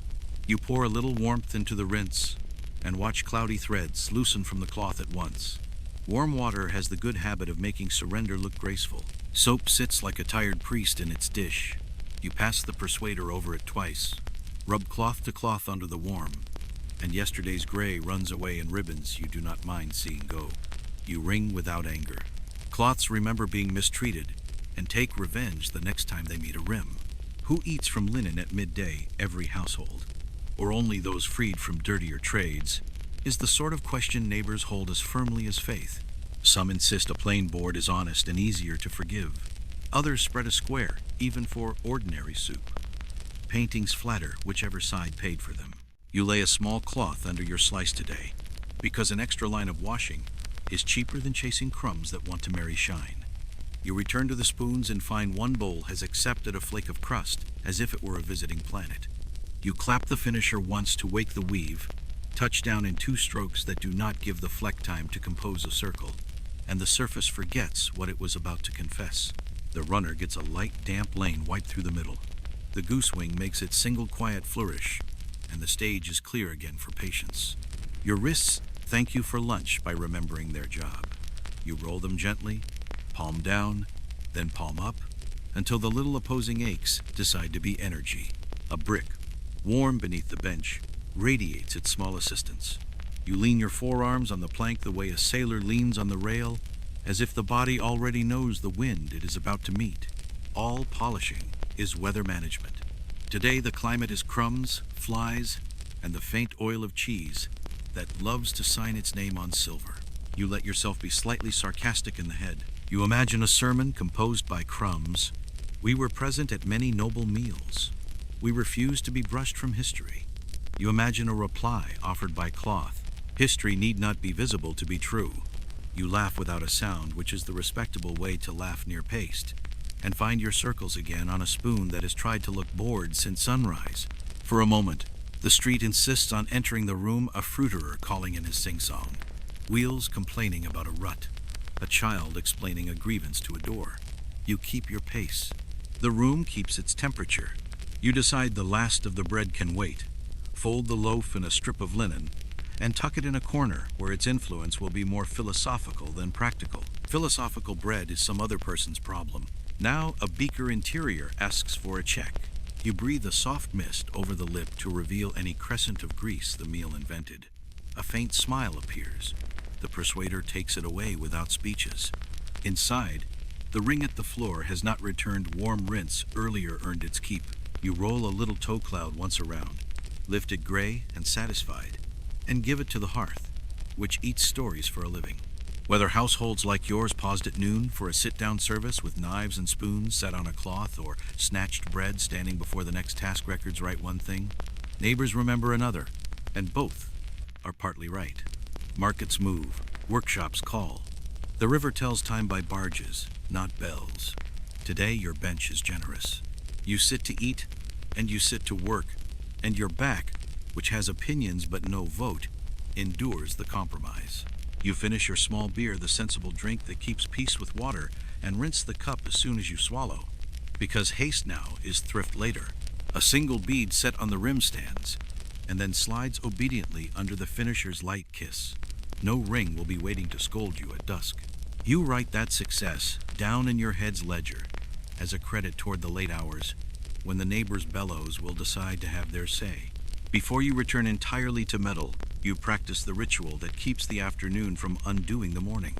Runners snapped, lane wiped, cloths wrung and warmed, a loose linen tent over anything finished, because laziness in soot is your secret accomplice. A final look at the platter's inner slope to make sure the last of lunch hasn't elected a mayor there. It hasn't. You smile at your own restraint and almost forgive the crumb that wanted to be immortal.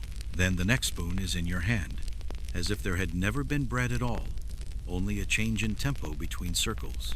The room, pleased to see you return to your appointment with dullness, offers no commentary. The window advances a finger width across the plank. You settle your breathing back into the slow tide that moves shine from one surface to another without raising its voice. The afternoon, now fed and manageable, agrees to be outlasted. You sense him before you see him, the way the air changes when someone who thinks in straight lines steps into a room full of circles. Shoes pause at the threshold. A knuckle touches the door, as if to remind the wood who owns the hinge. You keep your wrist moving, a slow spiral on a spoon that has decided to be cooperative, and you let the rhythm speak for you. He clears his throat in the economical style of men who itemize even their noises, and then he is beside the table, weighing the light. He does not greet the fire, or the runner, or your shoulder. He greets the work. A spoon lifts from the line as lightly as a coin from a purse. Tilted to the window, it shows its square of day clean and upright. The rim offers no crescent of neglect. He turns it once, listening with his fingers as much as his eyes, the way a miller listens to flour between thumb and forefinger. He puts it down with a little sound that is almost a nod.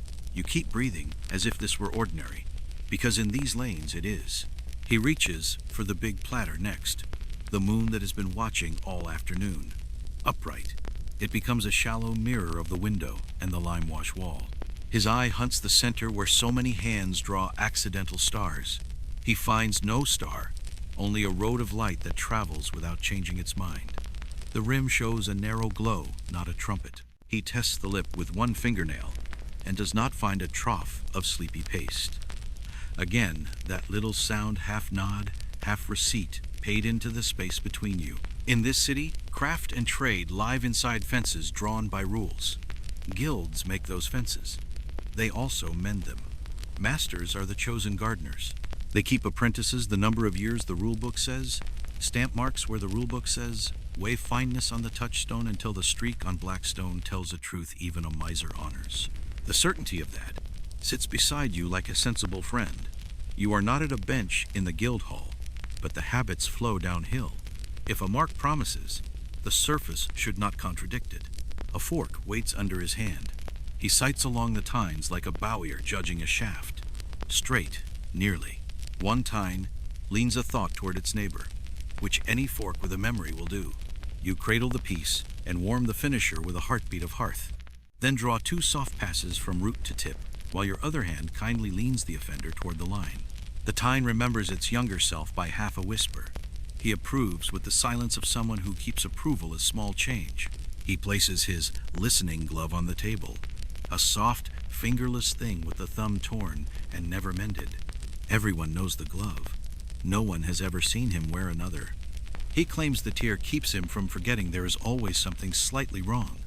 Perhaps it does. Or perhaps the tear is only a superstition that allows belief to do a little of the work. Either way, the glove holds metal without leaving stories of its own.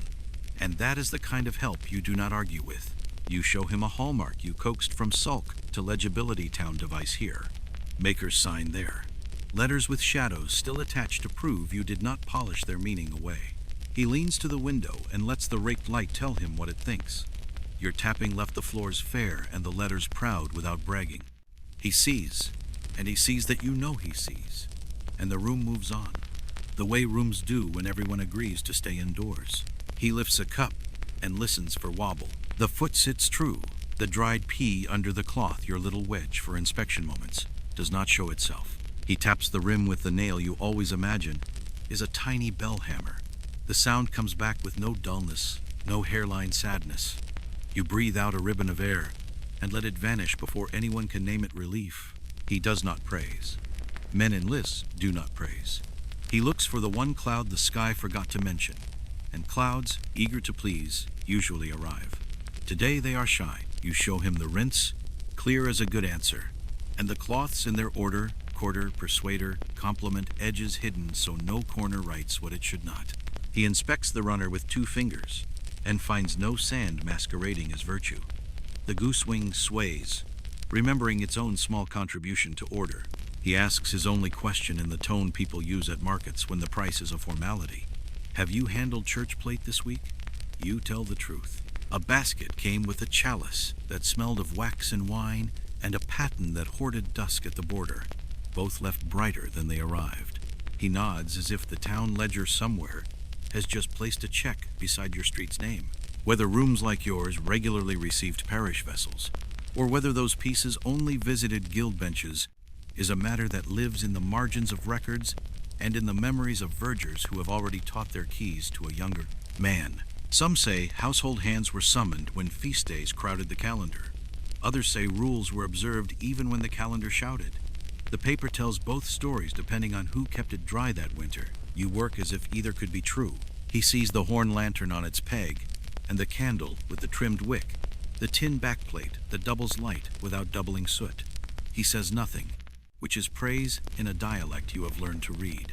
He watches you clap the finisher once to wake the weave before rescuing a fleck, and he looks away at once, because even small, correct habits embarrass men who had to learn them later than they wanted to. He asks, almost idly, where you keep the better pieces at night. You offer the practical answer. Near enough to warmth in winter, higher in summer, never beneath a window that sweats opinion onto metal. Some households swear by the bedchest with its heavy lock, others by the cupboard in the eyes of the hearth. People will go on arguing because thieves and tarnish have different talents. He accepts your compromise the way accounts accept an even column. He stands a little apart while you finish a spoon he has found a fault. In no fault, really. Only a place where your circles stopped half a heartbeat before the line was tired. You cross once, change direction, cross again, and then the persuader walks the same path until the eye cannot remember where it once wanted to complain. He says, there, not as praise but as the end of an arithmetic problem, and you set the spoon-down bowl up on a small square, so the runner will not steal your conclusion. He pulls a small book from his pocket, names, weights, errands that belong to other tables, and makes a mark, then another. A coin arrives with less ceremony than a crumb. He leaves it on the plank the way the river leaves silt on pilings. Not generous, exactly, but inevitable. He turns toward the door and adds, tomorrow there is a little thing at the hall, which could mean inspection, or gossip, or an order for a piece you will touch only after a master has touched it twice. He goes. Shoes talk to boards. Boards tell the door what it already knows. You do not sag. You let your shoulders remain ordinary, and you begin another circle, as if a ledger had not just looked into your rinses and your cloths and your corners. The room returns to being what rooms prefer to be: wood, light, water, paste, linen, hands. You entertain the smallest sarcasm that ever lived, how a whole city can fit into the reflection in a spoon, and then you put sarcasm away with the same tidiness you keep for tools. You lift the next spoon and find it wants to cooperate, The window square moves a little farther across the plank. The kettle makes a single agreeable click, as if it too had been inspected and found sufficient. You thank nobody aloud. You draw your spiral, as if only the metal were watching. And in rooms like this, that is often true. You give the small emblems their own hour, because marks explain a day better than speeches. The pieces are bright enough now to tell the truth without coughing, so you gather a neat line at the table's edge. 2 spoons with ovals that hoard shadow, a tankard whose base shows a town device you know by shape, and the large platter that, despite its good behavior, still keeps a little dusk where the stamp sits like a coin sunk shallow in clay.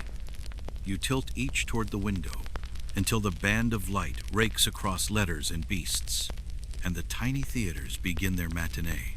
You do not rush a hallmark. The cloth that courts tarnish would be a bully here, and the persuader must learn to whisper. You wind a wisp of linen around a sliver of wood, touch it to paste, then blot until no wetness shows. Taps, not strokes, tap the floor between the raised lines. Lift, turn the piece, tap again. Dragging would teach grit to stroll across letters, which is a kind of vandalism with good intentions. The gloom loosens by degree. You stop as soon as shadow on the letters reads like a serif instead of a mistake. Over-polish and the mark becomes a rumor. Under-polish and it remains a mutter. You choose eloquence, not volume. Town and maker. In this city, those two together promise alloy and responsibility. A compact enforced by men with stones as dark as rain and needles that know fineness by how a streak lies. Masters carry those needles the way notaries carry seals. Both professions live by the credibility of scratch and stamp. You are not weighing purity on a bench, but you respect the system that keeps spoons honest and pawnbrokers agreeable.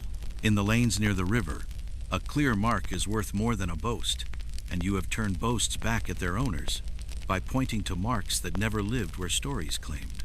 You prepare your proofs. From a small horn box comes a pea of beeswax. Warmed between finger and thumb, it softens just enough to take an impression without shoving wax into corners where it would sulk for days.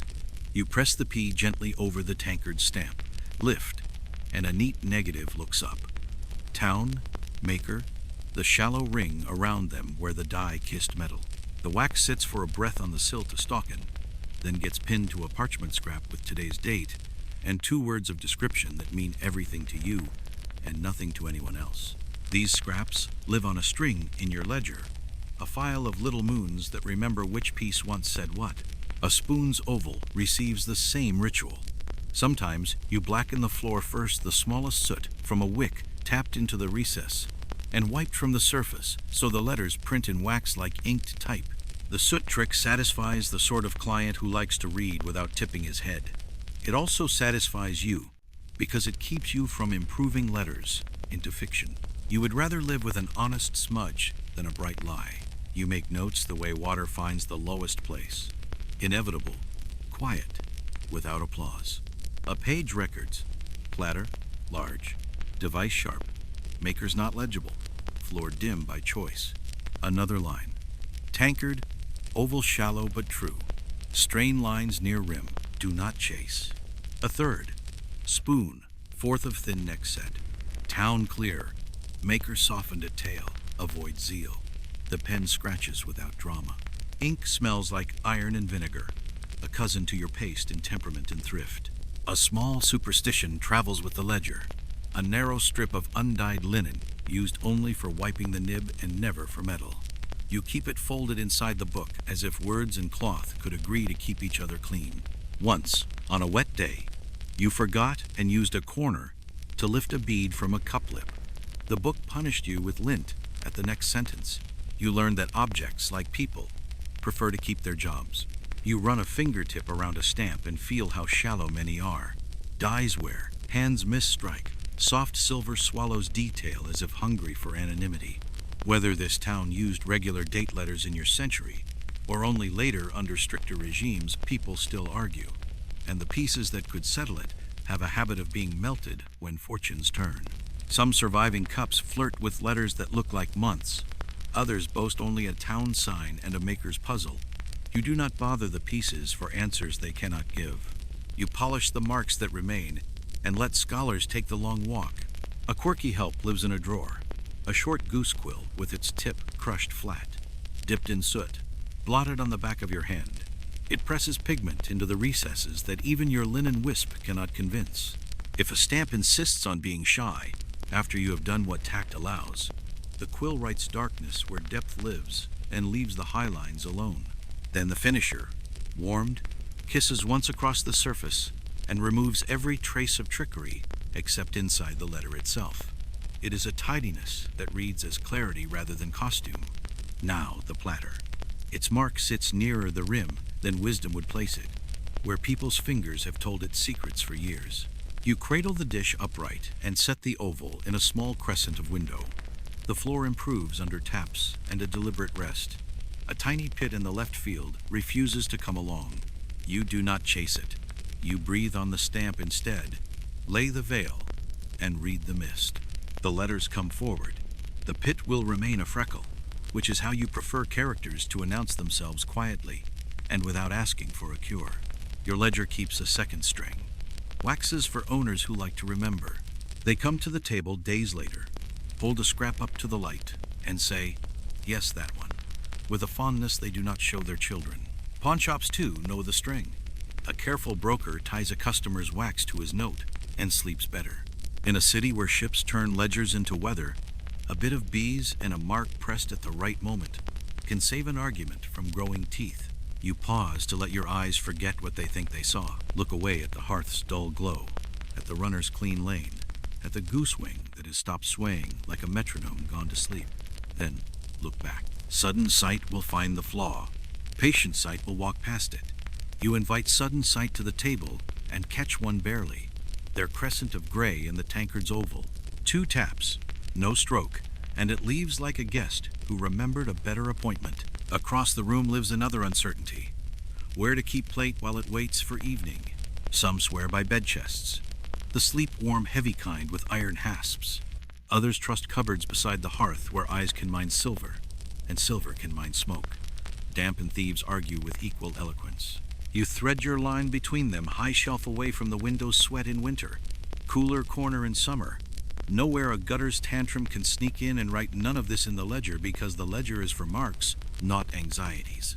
You end the hour as you end most, by touching nothing filthy and letting the mind tidy itself.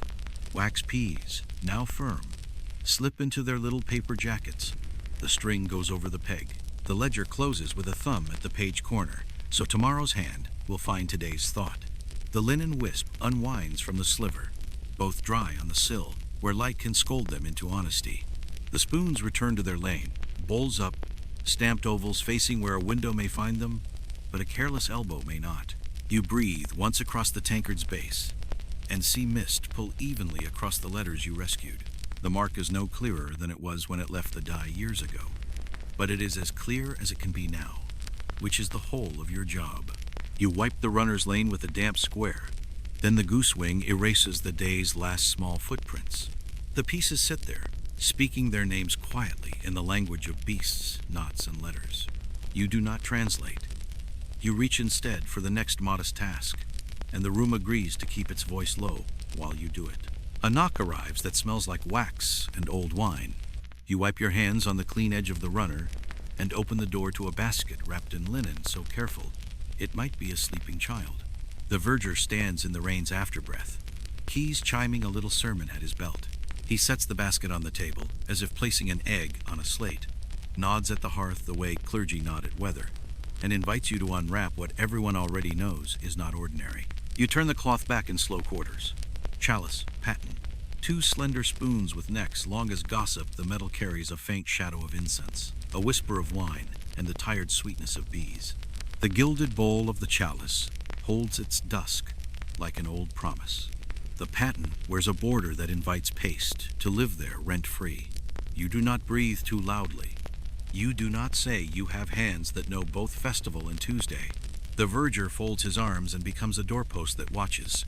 You set the chalice in the best light and tell your fingers to behave. Parcels of gold ride over silver here, gilding where lips meet and blessings travel, and you remember your own rule. Where gold lives, sour must be soft, and cloth must be shyer than usual.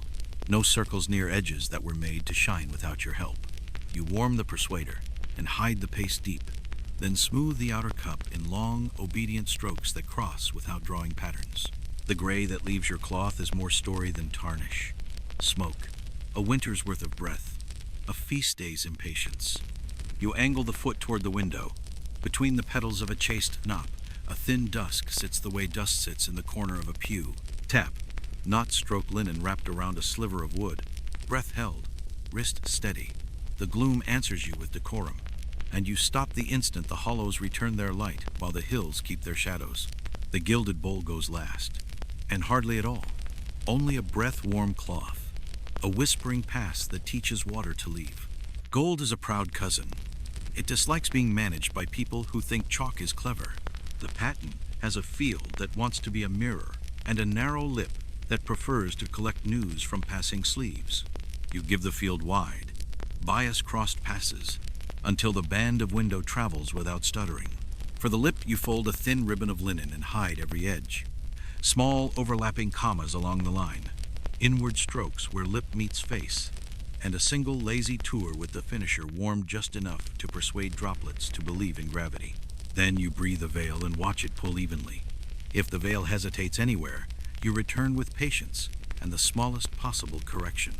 The border stops pretending it is a shelf for yesterday.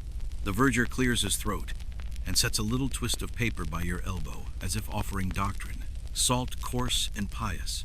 He swears a pinch discourages clinging because sacraments frighten sulfur.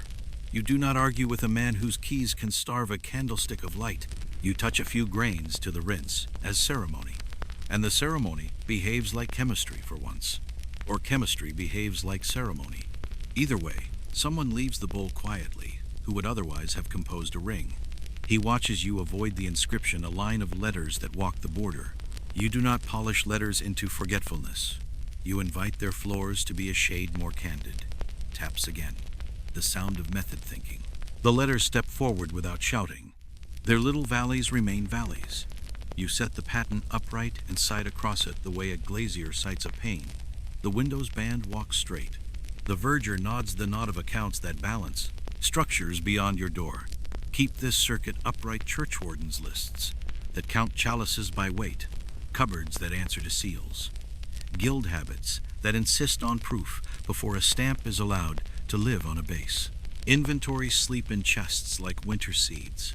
Vergers remember even when paper mildews. Whether rooms like yours were routinely trusted with sacred plate, or whether the work always traveled through a master's bench, neighbors will give you different centuries for the same year. You live in the corner where calendars share a handshake with necessity. Feast days crowd, hands are finite, and polishing is a mortal chore. Even when metal learned its manners in a sacristy, you coax the long-necked spoons into good behavior. They were built to reach sweetness and share it carefully. Their bowls hold the faint half-moon that lips leave when people are thinking about music and not about physics. Short inward strokes on the rim, taps in the shallow stamps. One mark is so faint, it looks like a memory of itself.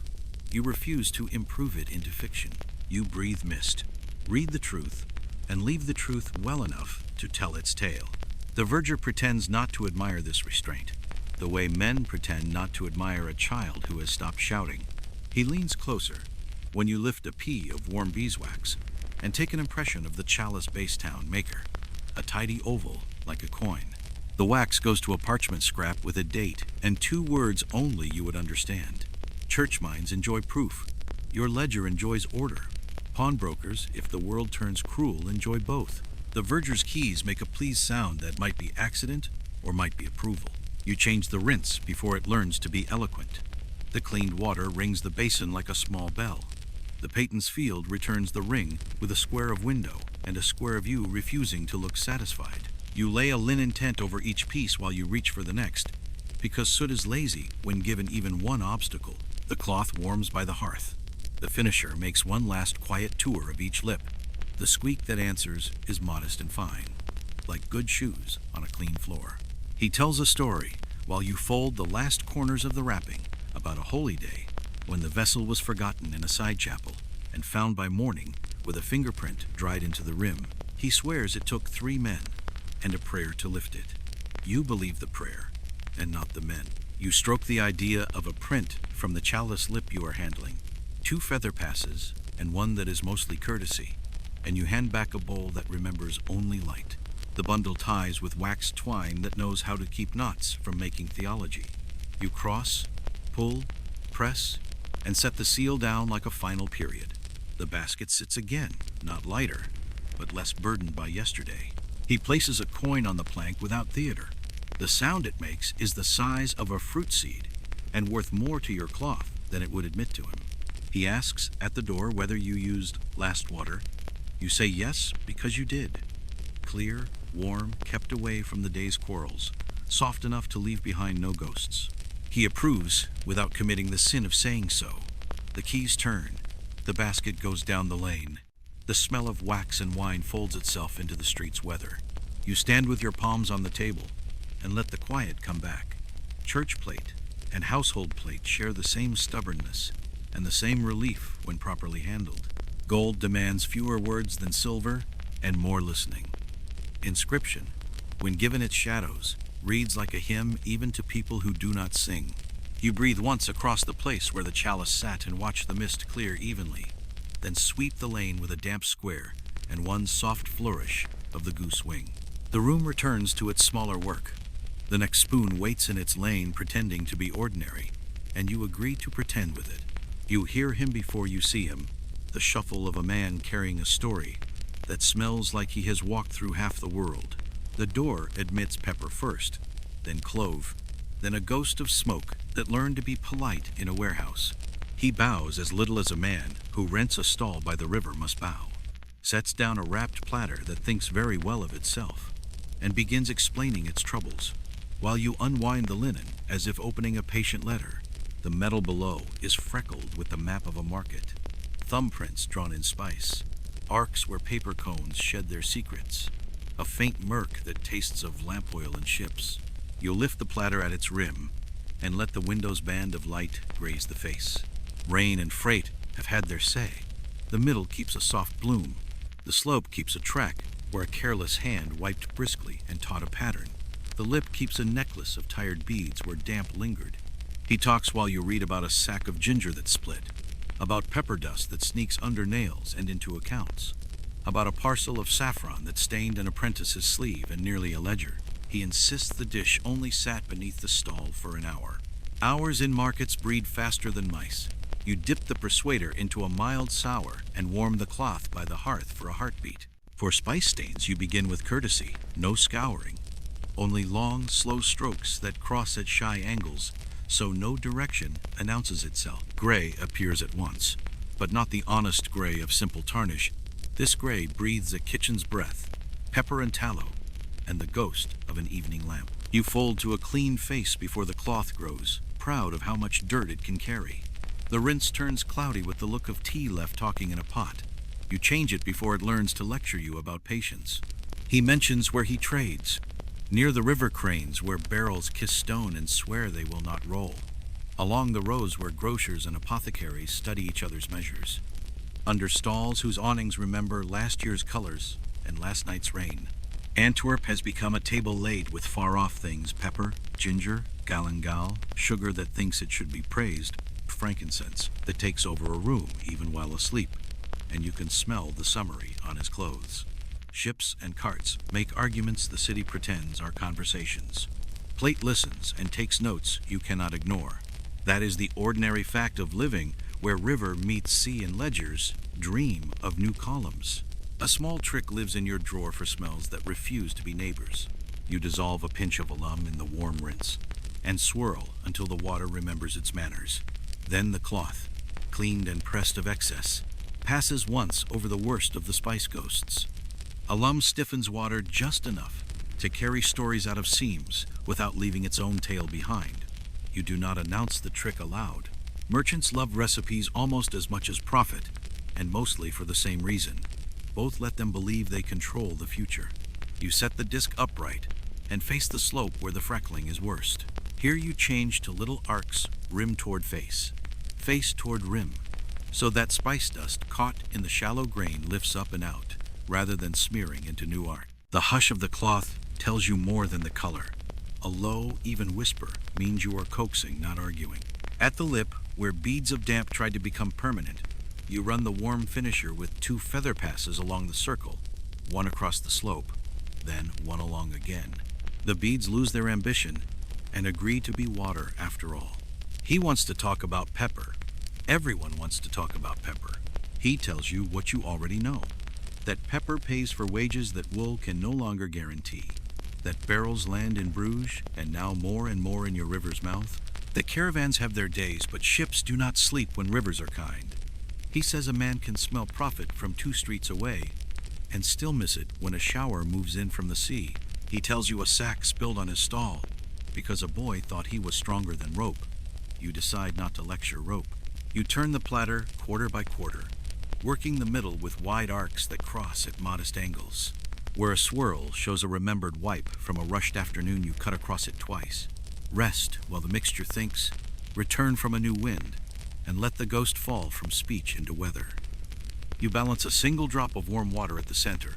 If it beads and holds, the surface is tight and ready to listen. If it wanders toward the rim, you have more to explain to it. It holds like a good pupil. You tip it away and hear that small, agreeable squeak the finisher makes when nothing sticky remains. A fringe joke survives among stallholders that a pomander tucked into a chest will keep tarnish shy. Some sew cloves into an orange and hang it above their ledgers, claiming numbers add more kindly under that small sun. You have no opinion about arithmetic and fruit, but you keep a twist of crushed bay by the window for a cousin reason. It lends the room a cupboard smell that makes flies and memory less eager to settle. Today the bay sits there like a quiet witness, while clove and pepper leave the platter in measured size. On the slope, you find a thin trench where paper cones rested. You will not erase the trench. You will teach the light not to fall into it like a drunk at a dock edge. 3 passes across, 1 along, a rest, then the persuader walks the same path lighter. The trench becomes a line of character rather than an accusation. You stop the moment before improvement becomes argument, because the quickest way to disgrace a wide face is to polish out its history and replace it with yours. He tries to help. He rubs it a place with his thumb while telling a story about cinnamon. You watch the pad of his finger leave a new crescent of oil where no crescent has to live. You nod, as if the story were riveting, float the finisher under his hand when he lifts it, and erase the crescent with 2 strokes and a third that is mostly courtesy. He does not notice. That is the best outcome.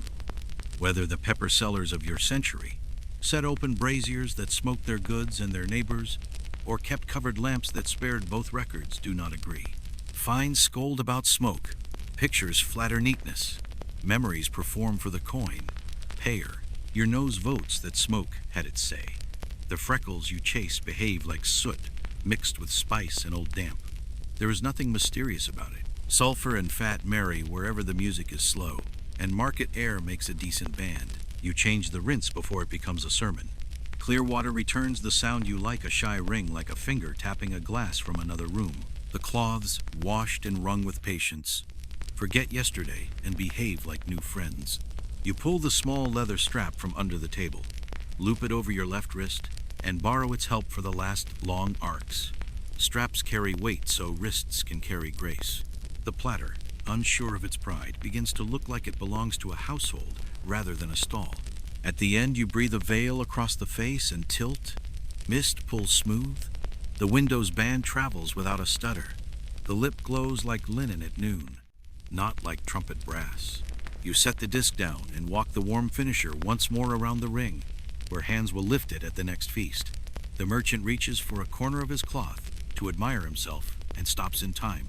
You hand him the platter wrapped, and his face opens as if he were a man permitted to see his own reflection again after a fast. He pays in coins that smell of spice long after they leave his purse. Their weight is a kind of thanks. Their clink is a promise he will return because markets make metal dirty faster than any kitchen. He steps back into the street, and the air brings you the rest of his stall, the fruiterer yelling saffron as if it were an adjective, the gull that thinks pepper is a seed, the rattle of a cart that believes it is a ship.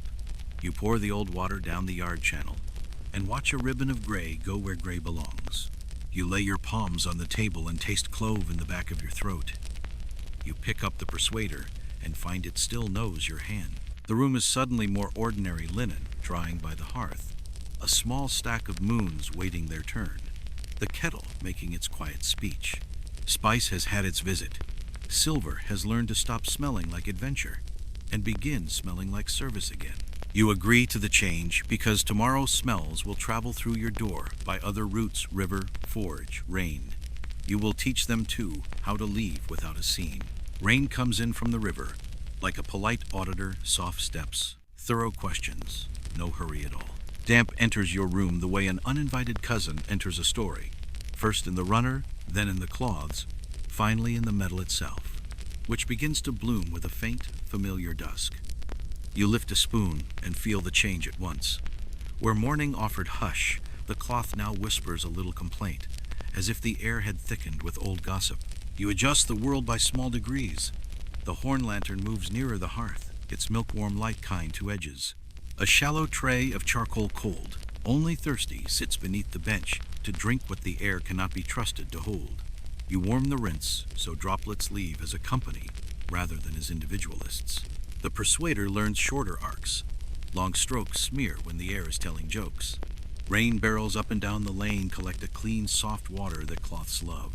Some houses swear by it for final rinses. Others trust pump and well because barrels invite moss and neighbors. You have a jar of last night's rain, and the practical instinct to pretend the argument is settled when the jar is in your hand. 2 ladles into the second basin, and your finisher stops feeling like a promise that forgot its manners. Flies decide to take shelter precisely where you work. The sprig of rue at the window makes a valiant speech. You add a twist of crushed bay to remind the room of cupboards instead of docks. A bead sets on a cup rim and hesitates, believing itself a gem. You coax it off with one feather pass, then another across the slope, and the bead remembers water is supposed to be humble. You erect little tents over finished pieces, clean squares of linen raised on a pair of splinters, so soot and damp will have to climb. Laziness is a gift in enemies. Give them a step, and they will choose to sit instead. Between each piece, you wipe a narrow lane down the runner, and send the day's small footprints into exile, with the goose-wing single breath. The basin clouds toward pewter. You pour it out before it learns a philosophy. Someone shouts about herrings. Cartwheels refuse to float. The river makes its unhurried argument with the tide. You correct a crescent on a spoon's lip that was born of your own greasy lunch. Then teach a beaker's angle to forget the ring it began to draw while you listen to the weather. Whether households here laid cloth at midday or scoured boards with sand and declared them clean enough, people will keep disagreeing until the rain stops. You keep the small square beneath your plate because crumbs and damp are allies when left to their hobbies. By the hour's end, your wrists have learned damp's grammar. Short strokes, warm water, tense for the proud. The spoons hold their squares of window again. The cups keep their skies. The platter's slope forgets the little necklace of beads it wore half an hour ago. Rain continues its excellent work at being inevitable. You continue your work at being patient. That is the treaty. River, air, cloth, metal, and you. None of you will win. All of you will claim you have. You return to circles and let the weather keep its opinions. The neighbor's forge wakes and breathes like a bellows that has learned to gossip. Boards begin to hum a little thrum under your elbows that turns straight lines into cursive if you pretend not to notice. You set a cup in the left lane, begin a steady pass, and the table offers a tiny wobble that writes its own opinion into your shine. You stop before the opinion becomes a sentence. Wobble loves verbs. Remedies are small and unfashionable. Felt scraps go under the trestle feet. Wedges tighten the pegs. A cloth-wrapped tap of the mallet teaches the joinery to remember its vows. A slice of raw potato slips under the short leg it grips for an hour, long enough to persuade vibration to visit someone else. Your hand learns a new anchor. The heel rests on the plank. Fingers move. Anchoring reduces the forge's bragging to a hum you can predict. You time strokes between the hammer's breaths. Bellows draw. Bellows sigh. In that quiet, you travel a rim, or teach the inner angle of a beaker to stop keeping dusk. You work in shorter arcs that cross like hatching on a careful sketch. Long, grand gestures turn shaky when a neighbor tells iron how to sing. Small ones hide the waver. The persuader warms at the hearth and returns with less argument in its fibers. Warmth persuades even cloth to be agreeable. On some streets, the city has rules about smoke and pounding, the kind that are read aloud, and then negotiated in practice. Fines appear in ledgers. The hammer continues to announce its theology. Whether ordinances have teeth or only gums changes with the season and who owes favors to whom. You prefer household engineering, felt, wedges, posture, patience. You cannot litigate a shine. A tankard wobbles when set down. Not your doing. The forge's breath taught it a brief dance. You steady the base with a P under the cloth and ask the finisher to speak. 2 feather passes along the foot, 1 across, and the metal remembers how to be still. You breathe a test veil over the slope. The mist pulls even. The neighbor hits a bar and names it something rude. You do not answer. When your shoulders begin to think they are ships, you make them stay harbors. Roll them once. Let the warm brick remind your wrists of land, and shorten the next task to an achievable shore. A spoon bowl first half, then second. A rim in 2 tours instead of 1. A hallmark with taps timed to the forge's quiet rather than to your impatience. Whether trades clumped by kind or by coincidence in your century is another question neighbors enjoy answering with certainty. You have a forge 2 doors down, a baker at the corner, and a woman who sells herbs that frighten moths. Clustering feels like scents, even when it is only rent. Vibration is the price of convenience.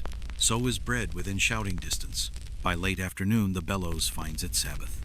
Your table forgets to hum. You finish a platter's inner slope with strokes so slow they hardly deserve the name, and let the finisher sing that quiet squeak. That means the day will not accuse you later. The forge keeps its heat behind its own doors. You keep your shine in the pieces that have earned it. Peace, like polish, is only ever temporary and always worth the trouble. You pack what must travel. The big platter receives a circle of linen cut from an old shirt, soft, clean, far kinder than straw. A second square covers the face before the cloth folds in, and a twine cross holds everything modest. Cups nest only if they are in the mood. Today they prefer separate beds with a whisper of toe between. Spoons ride bowl up in a roll, a tidy procession, with their backs to one direction and their opinions to none. Where to keep things until they go is its own domestic debate. Some swear by the bed chest, heavy, warm, and loudly locked. Others prefer the cupboard by the hearth, where eyes are abundant, and thieves dislike audiences. You thread the path between. High shelf in winter, when windows sweat and floors remember rivers. Cooler corner in summer, when heat decides to take a seat on anything that will hold still. Damp and fingers are equal enemies. You live with both, and neither wins.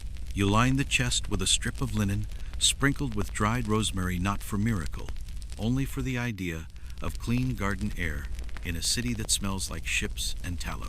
Whether herbs truly keep tarnish shy is a question people answer according to personality. Skeptics polish more. Believers polish less. Both swear they are right. You polish first and line after, which satisfies both camps and annoys neither. A little bell on a string hangs inside the cupboard door, a childish contraption. Peas in a tiny clay pot that jingle when the door forgets its manners. You did not invent it, but you will claim you did if anyone asks.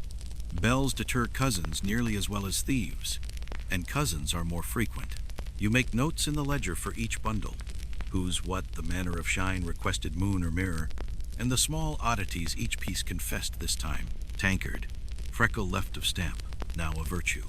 6 spoons, thin neck set, stars at centers, taught humility. Cup pair, inner angles persuaded, do not stack. You tuck a wax impression beside the words where it matters. The string of little moons grows heavier and still looks like something a child would keep. Payment is a row of coins that smell of whatever put them in their owner's palm wool. Spice, fish, a church's patient bees. You sort by feel. Smooth-worn silver for rent, sharper edges for chalk and vinegar. The small ones that make markets possible and tempers short. Prices travel by rumor.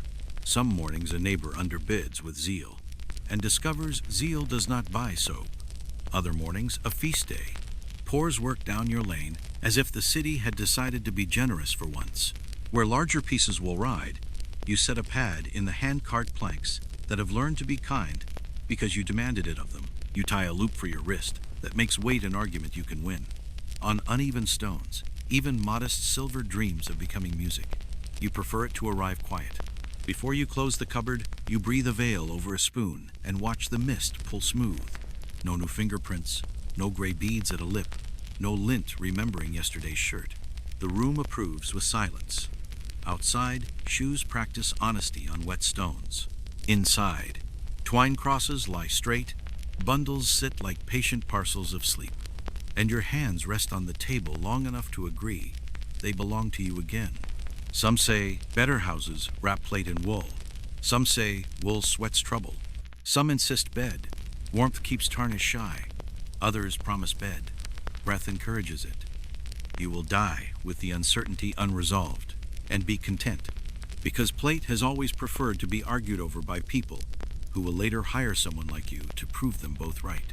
You tug once on the bell's string to be sure it still complains, and turn back to the runner, which has opinions of its own about lint. Hands make the day and then threaten to unmake it. You open and close your fists and feel where paste has taught skin to be older than it is. The right thumb keeps its private thunder. The left wrist has adopted a small weather. You fetch the salve tin from the shelf tallow and beeswax melted together, touched with marigold, a cousin to candle and cloth.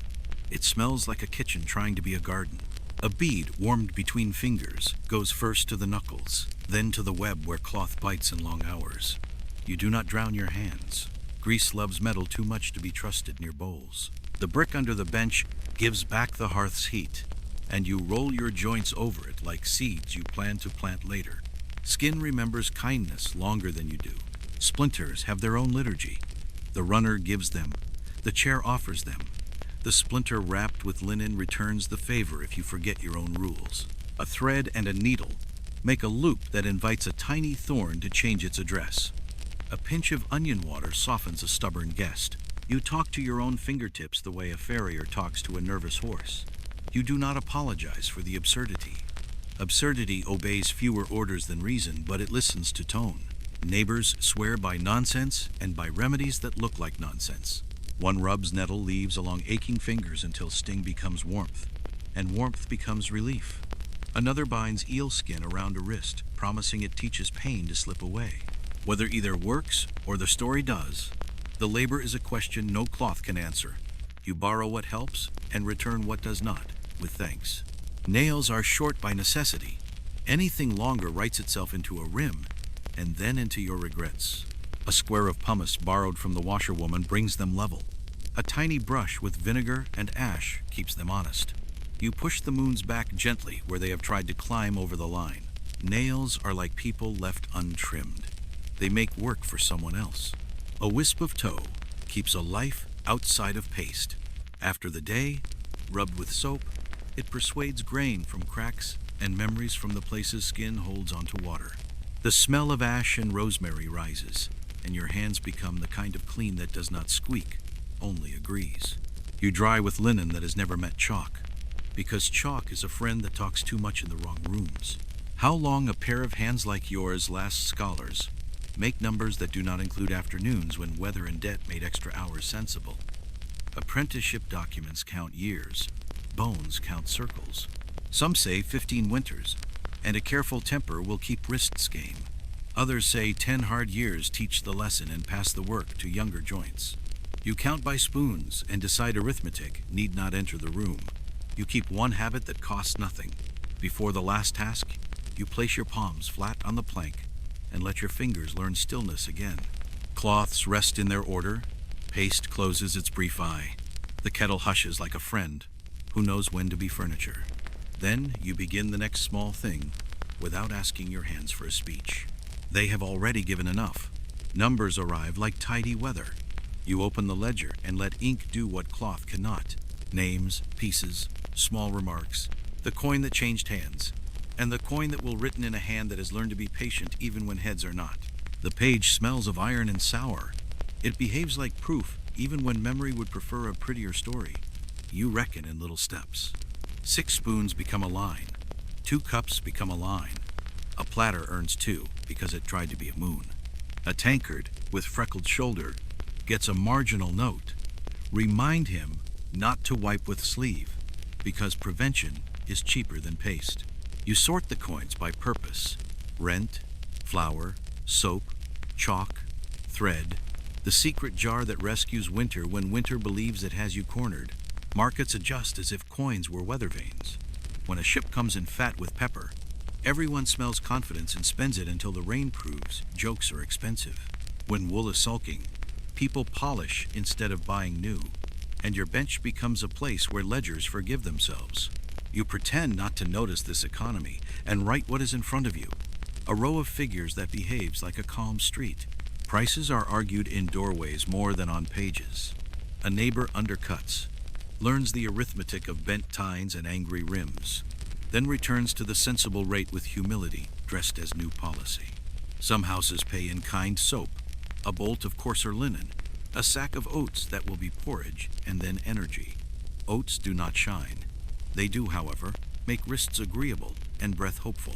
Your ledger has a symbol for this kind of tender that looks like a small bundle and means enough. Whether a room like yours counts in stuvers, groats, or the coin that happens to be heaviest this season depends on who walked through the door and how far their money traveled to get here. The city's accounts may prefer one. The market will accept whatever settles quietly in a palm.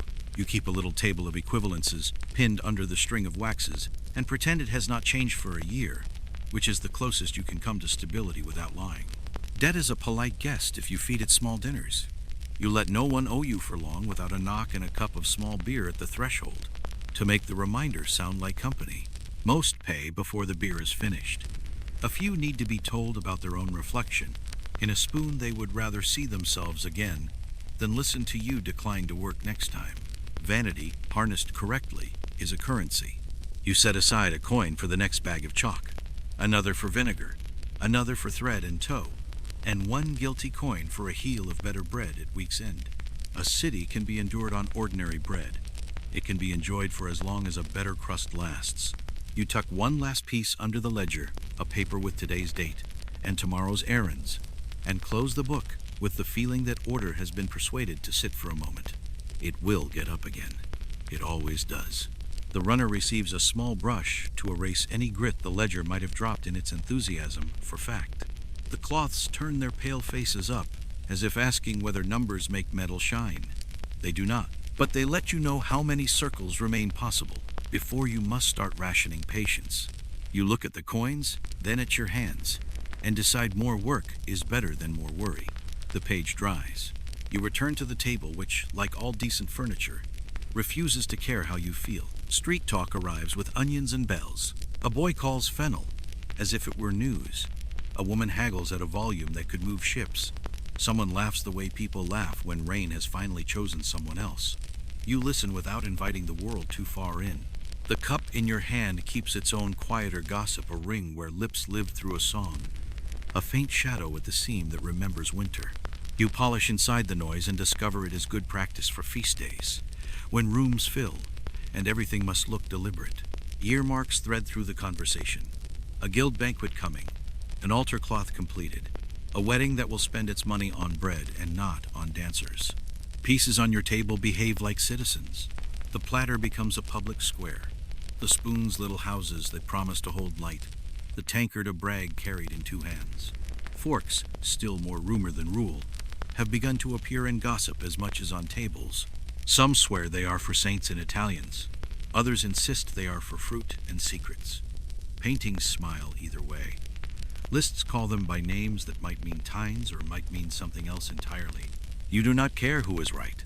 You care that the interfaces do not hoard dusk, and the tips do not learn to curl like a cat with opinions. A peddler passes with ribbons, and a handful of stories about the Duke's wardrobe that shrink in detail as the price of the ribbon drops. You buy nothing but the pleasure of hearing a town told back to itself by someone who is not obliged to be accurate. Fringes and facts have never been enemies here. They stand shoulder to shoulder and wave to ships. A neighbor brings a small bowl that is neither pewter nor silver, a hybrid with a silver rim over wood, asking whether it can be taught to be polite. It can. Rims behave like any lip if you keep paste on a short leash and let taps, not strokes, court the shallow device stamped near the join. Mazers live in many cupboards in this city. Whether more or fewer than beakers is a contest, numbers have not truly won. The bowl leaves with a soft glow that belongs equally to church halls and kitchens. You decide to treat the runner to a brief walk outdoors. Sun has elbowed the rain aside for an hour, and linen loves light the way cats love warm stone. While it hangs, you lay a clean spare and discover your shoulders like the change more than the cloth does. The room breathes differently. The window's square grows wider. You set the horn lantern aside and let day do its own modest work. Supper starts announcing itself in the neighborhood: fish, cabbage, a whisper of yeast, and your room agrees to move toward evening with a low voice.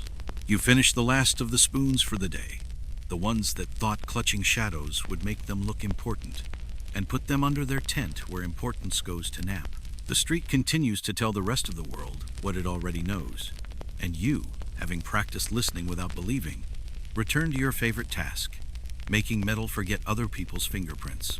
Edge cases arrive just when you think the day will drift to a simple close. A beaker with a dent that looks conversational rather than tragic. A spoon whose neck has begun to imagine itself a hinge. A rim with a nick that catches cloth like a promise it cannot keep. You sit a little straighter and remind yourself that polishing is not mending, but it can be the courtesy that keeps mending from becoming urgent. The dent is first. You do not hammer. You teach light to cross without tripping. Passes that travel across the low place, then along it, then a rest, while the mixture does the share that wrists should not. The eye stops noticing. The hand forgives. You make a tiny note in the ledger: dimple remains, now a kindness, so no one accuses you later of sorcery or laziness. The soft neck asks for a brace. Your left thumb becomes a quiet prop beneath, while your right hand writes small alphabets above. Pressure is kept at the level of persuasion. Anything stronger would teach the weakness to remember itself. Whether you ought to send such a piece to a smith tomorrow, or merely continue to seat it gently at table, is a question resolved by purse and pride. You write the owner a line, suggesting the former, and prepare for the latter. For the nicked rim, you take the narrow ribbon folded to hide its edge, and walk 2 careful tours that begin before and end after the wound. Starting and stopping on trouble gives it a name. You do not name it. You treat it as part of the sentence and let grammar carry the flaw along until it forgets to interrupt. If a lip is too eager to snag, a tiny touch with very old paste, less grit than memory, can round the harshness without teaching the edge to go thin. You stop the instant smoothness threatens to become history erased. Straps help where hands should not argue. A loop of eel skin, yes, really, from a neighbor who insists it makes weight behave, stands in for leather, and holds your left wrist as you guide a slow arc across the platter's outer inch. Does it work because eel is eel, or because belief convinces fingers to be steady? The result is the same. Your wrist learns patience, and the line stays true. Small lore accumulates in rooms like this. Some swear a bit of stale beer rubbed on a fresh scratch will make it promise to stay shy. Others keep a birch twig near the bench to tap the table 3 times when a piece refuses to listen. You are fond of anything that spends no coin and harms no shine. If a tap helps you count to 6 before pressing too hard, then the twig is a tool. Scholars like rules. Households like outcomes. Whether the things you do today belong to a recognized craft method or a lane's inventions will interest someone after you are gone. Today, the only test is whether light walks across surfaces without introducing itself too loudly. You pass that test with 2 more spoons and a cup that is finally agreed to be ordinary. Then you rest your palms on the plank and allow that even edge cases can be persuaded to keep their edges to themselves for one evening. Evening concentrates the room into gold and shadow. You choose where to put the small light and where not. A candle behind your shoulder to make raked bands across the work. The horn lantern near the door to square the corners.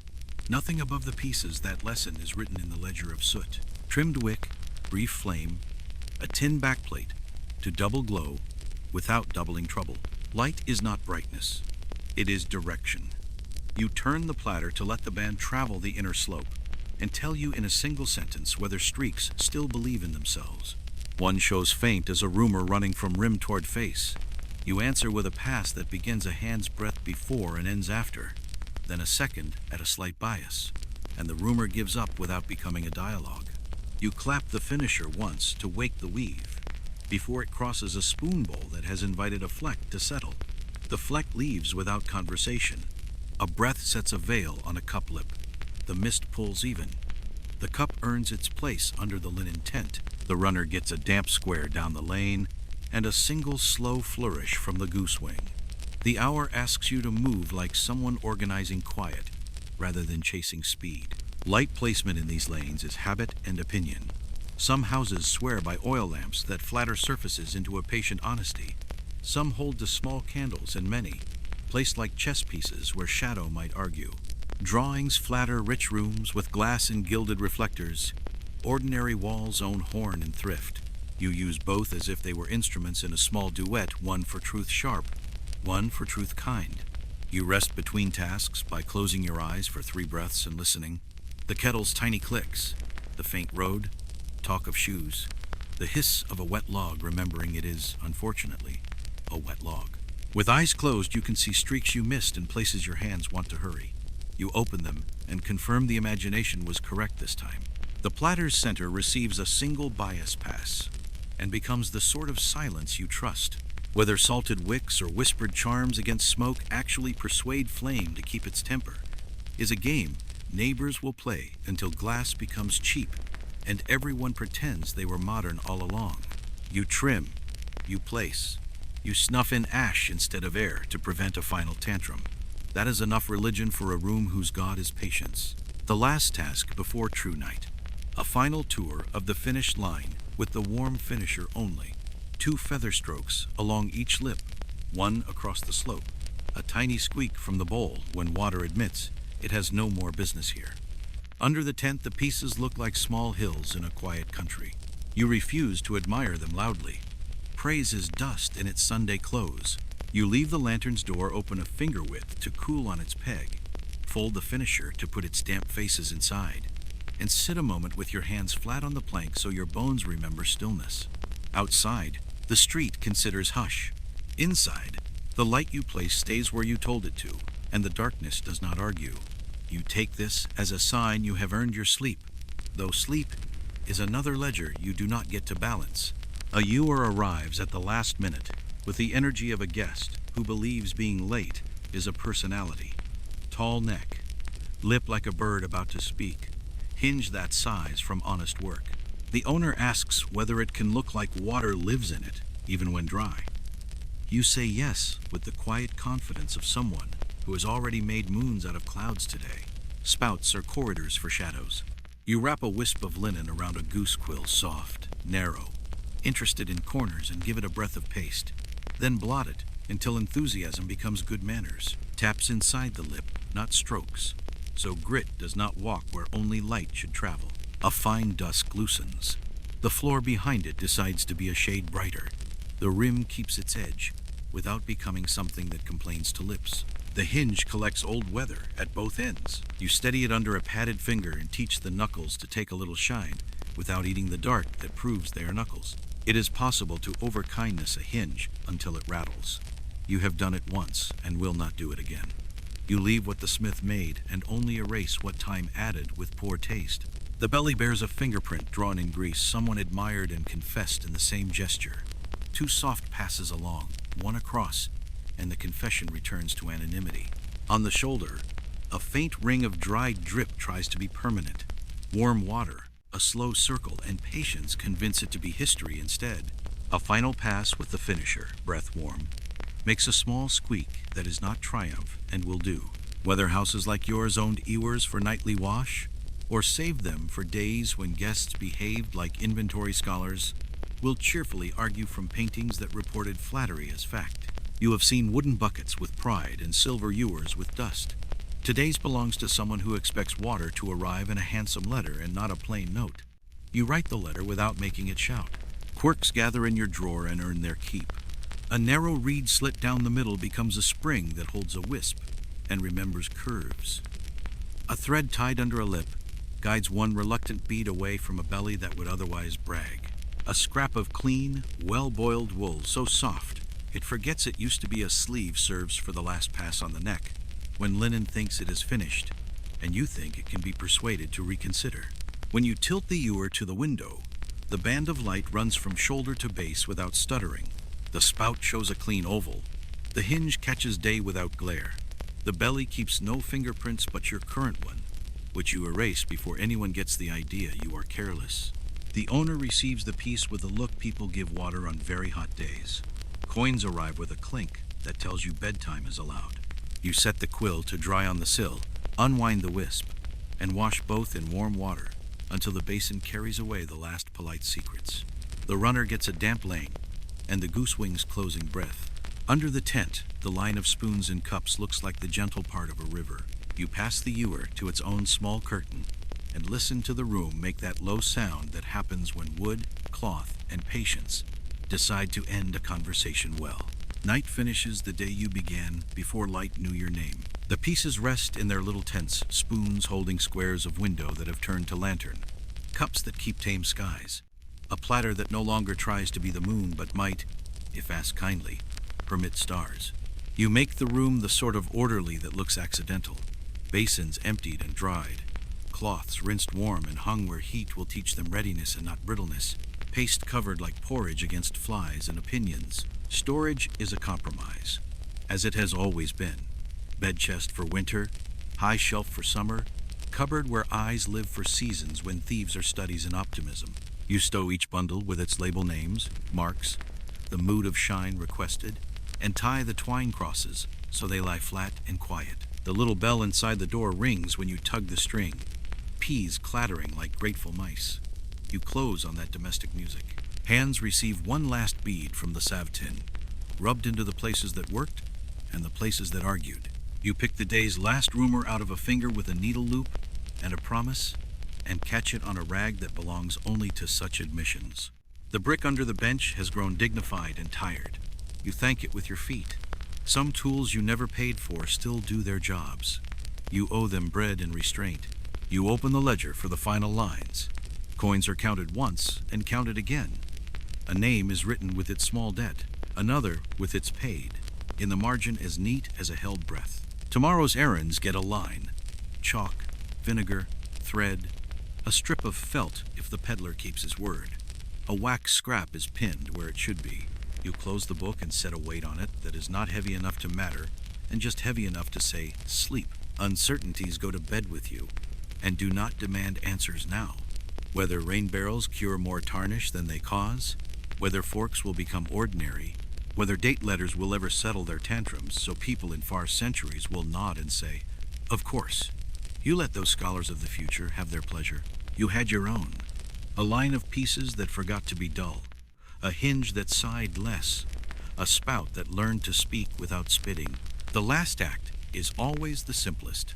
Snuff the candle in ash so it does not write one final paragraph of smoke. Leave the lantern door ajar to forget its heat. Pull the linen tent fully over the finished line. Set the runner straight with a palm that learns the grain once more before sleep. Place your hands flat on the plank and count 3 breaths, the kind that go in like patience and out like relief. The room stays quiet to see you off. The city softens. The river tells its unhurried story to anyone awake enough to listen. You lie down in a world you have made cleaner than you found it, which is a service as old as kitchens and ships. If dreams arrive, let them be of plain light on plain metal, and the small squeak that means water has agreed to leave without a scene. Morning will return with new treaties to negotiate. For now, it is enough that the spoons hold their squares and the platter allows the lantern to cross its face without stumbling. You ask no blessing other than this, that shine outlasts memory by one quiet night. You let the room go quiet the way a pond lets the ripples flatten. Air cools and smells faintly of linen and clean smoke. The runner lies straight. The cloths hang where heat will make them ready without hurry. The basins shine dry inside like little moons turned face down.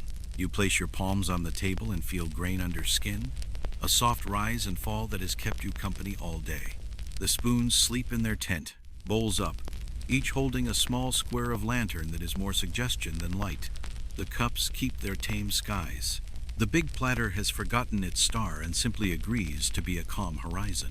You listen for mistakes and hear none, only the stove's low breath. A cart far off arguing gently with a rut. The tiny settling clicks that metal makes when it remembers room temperature. You count 3 breaths. In, the patient sour of vinegar turned into clean. Out, the chalk dust memory leaving your hands. You count 3 more, and find that counting has become not numbers but pace. The pace you ask the day to keep. You touch the salve tin once and do not open it. Your wrists have decided to be quiet until morning. You snuff the wick in ash, so it will not throw one last idea into the air. The horn door stays ajar, to forget its heat. The window is a plain, dark square now, only reflecting back the room you already know. You straighten the bundle labels with one fingertip, and let the little bell inside the cupboard settle from its earlier test. You agree with the room that nothing else needs doing. You agree with the day that circles can stop. You agree with the night that shine can look after itself for a few hours. You carry this small agreement to wherever you sleep, and let sleep take it from your hands. We hope this slow day at an old trade has been a peaceful escape. If you found it comforting, you may like, share, or leave a thoughtful note. And you can subscribe, so you'll be with us for the next quiet craft from the past. End of script. Sweet dreams.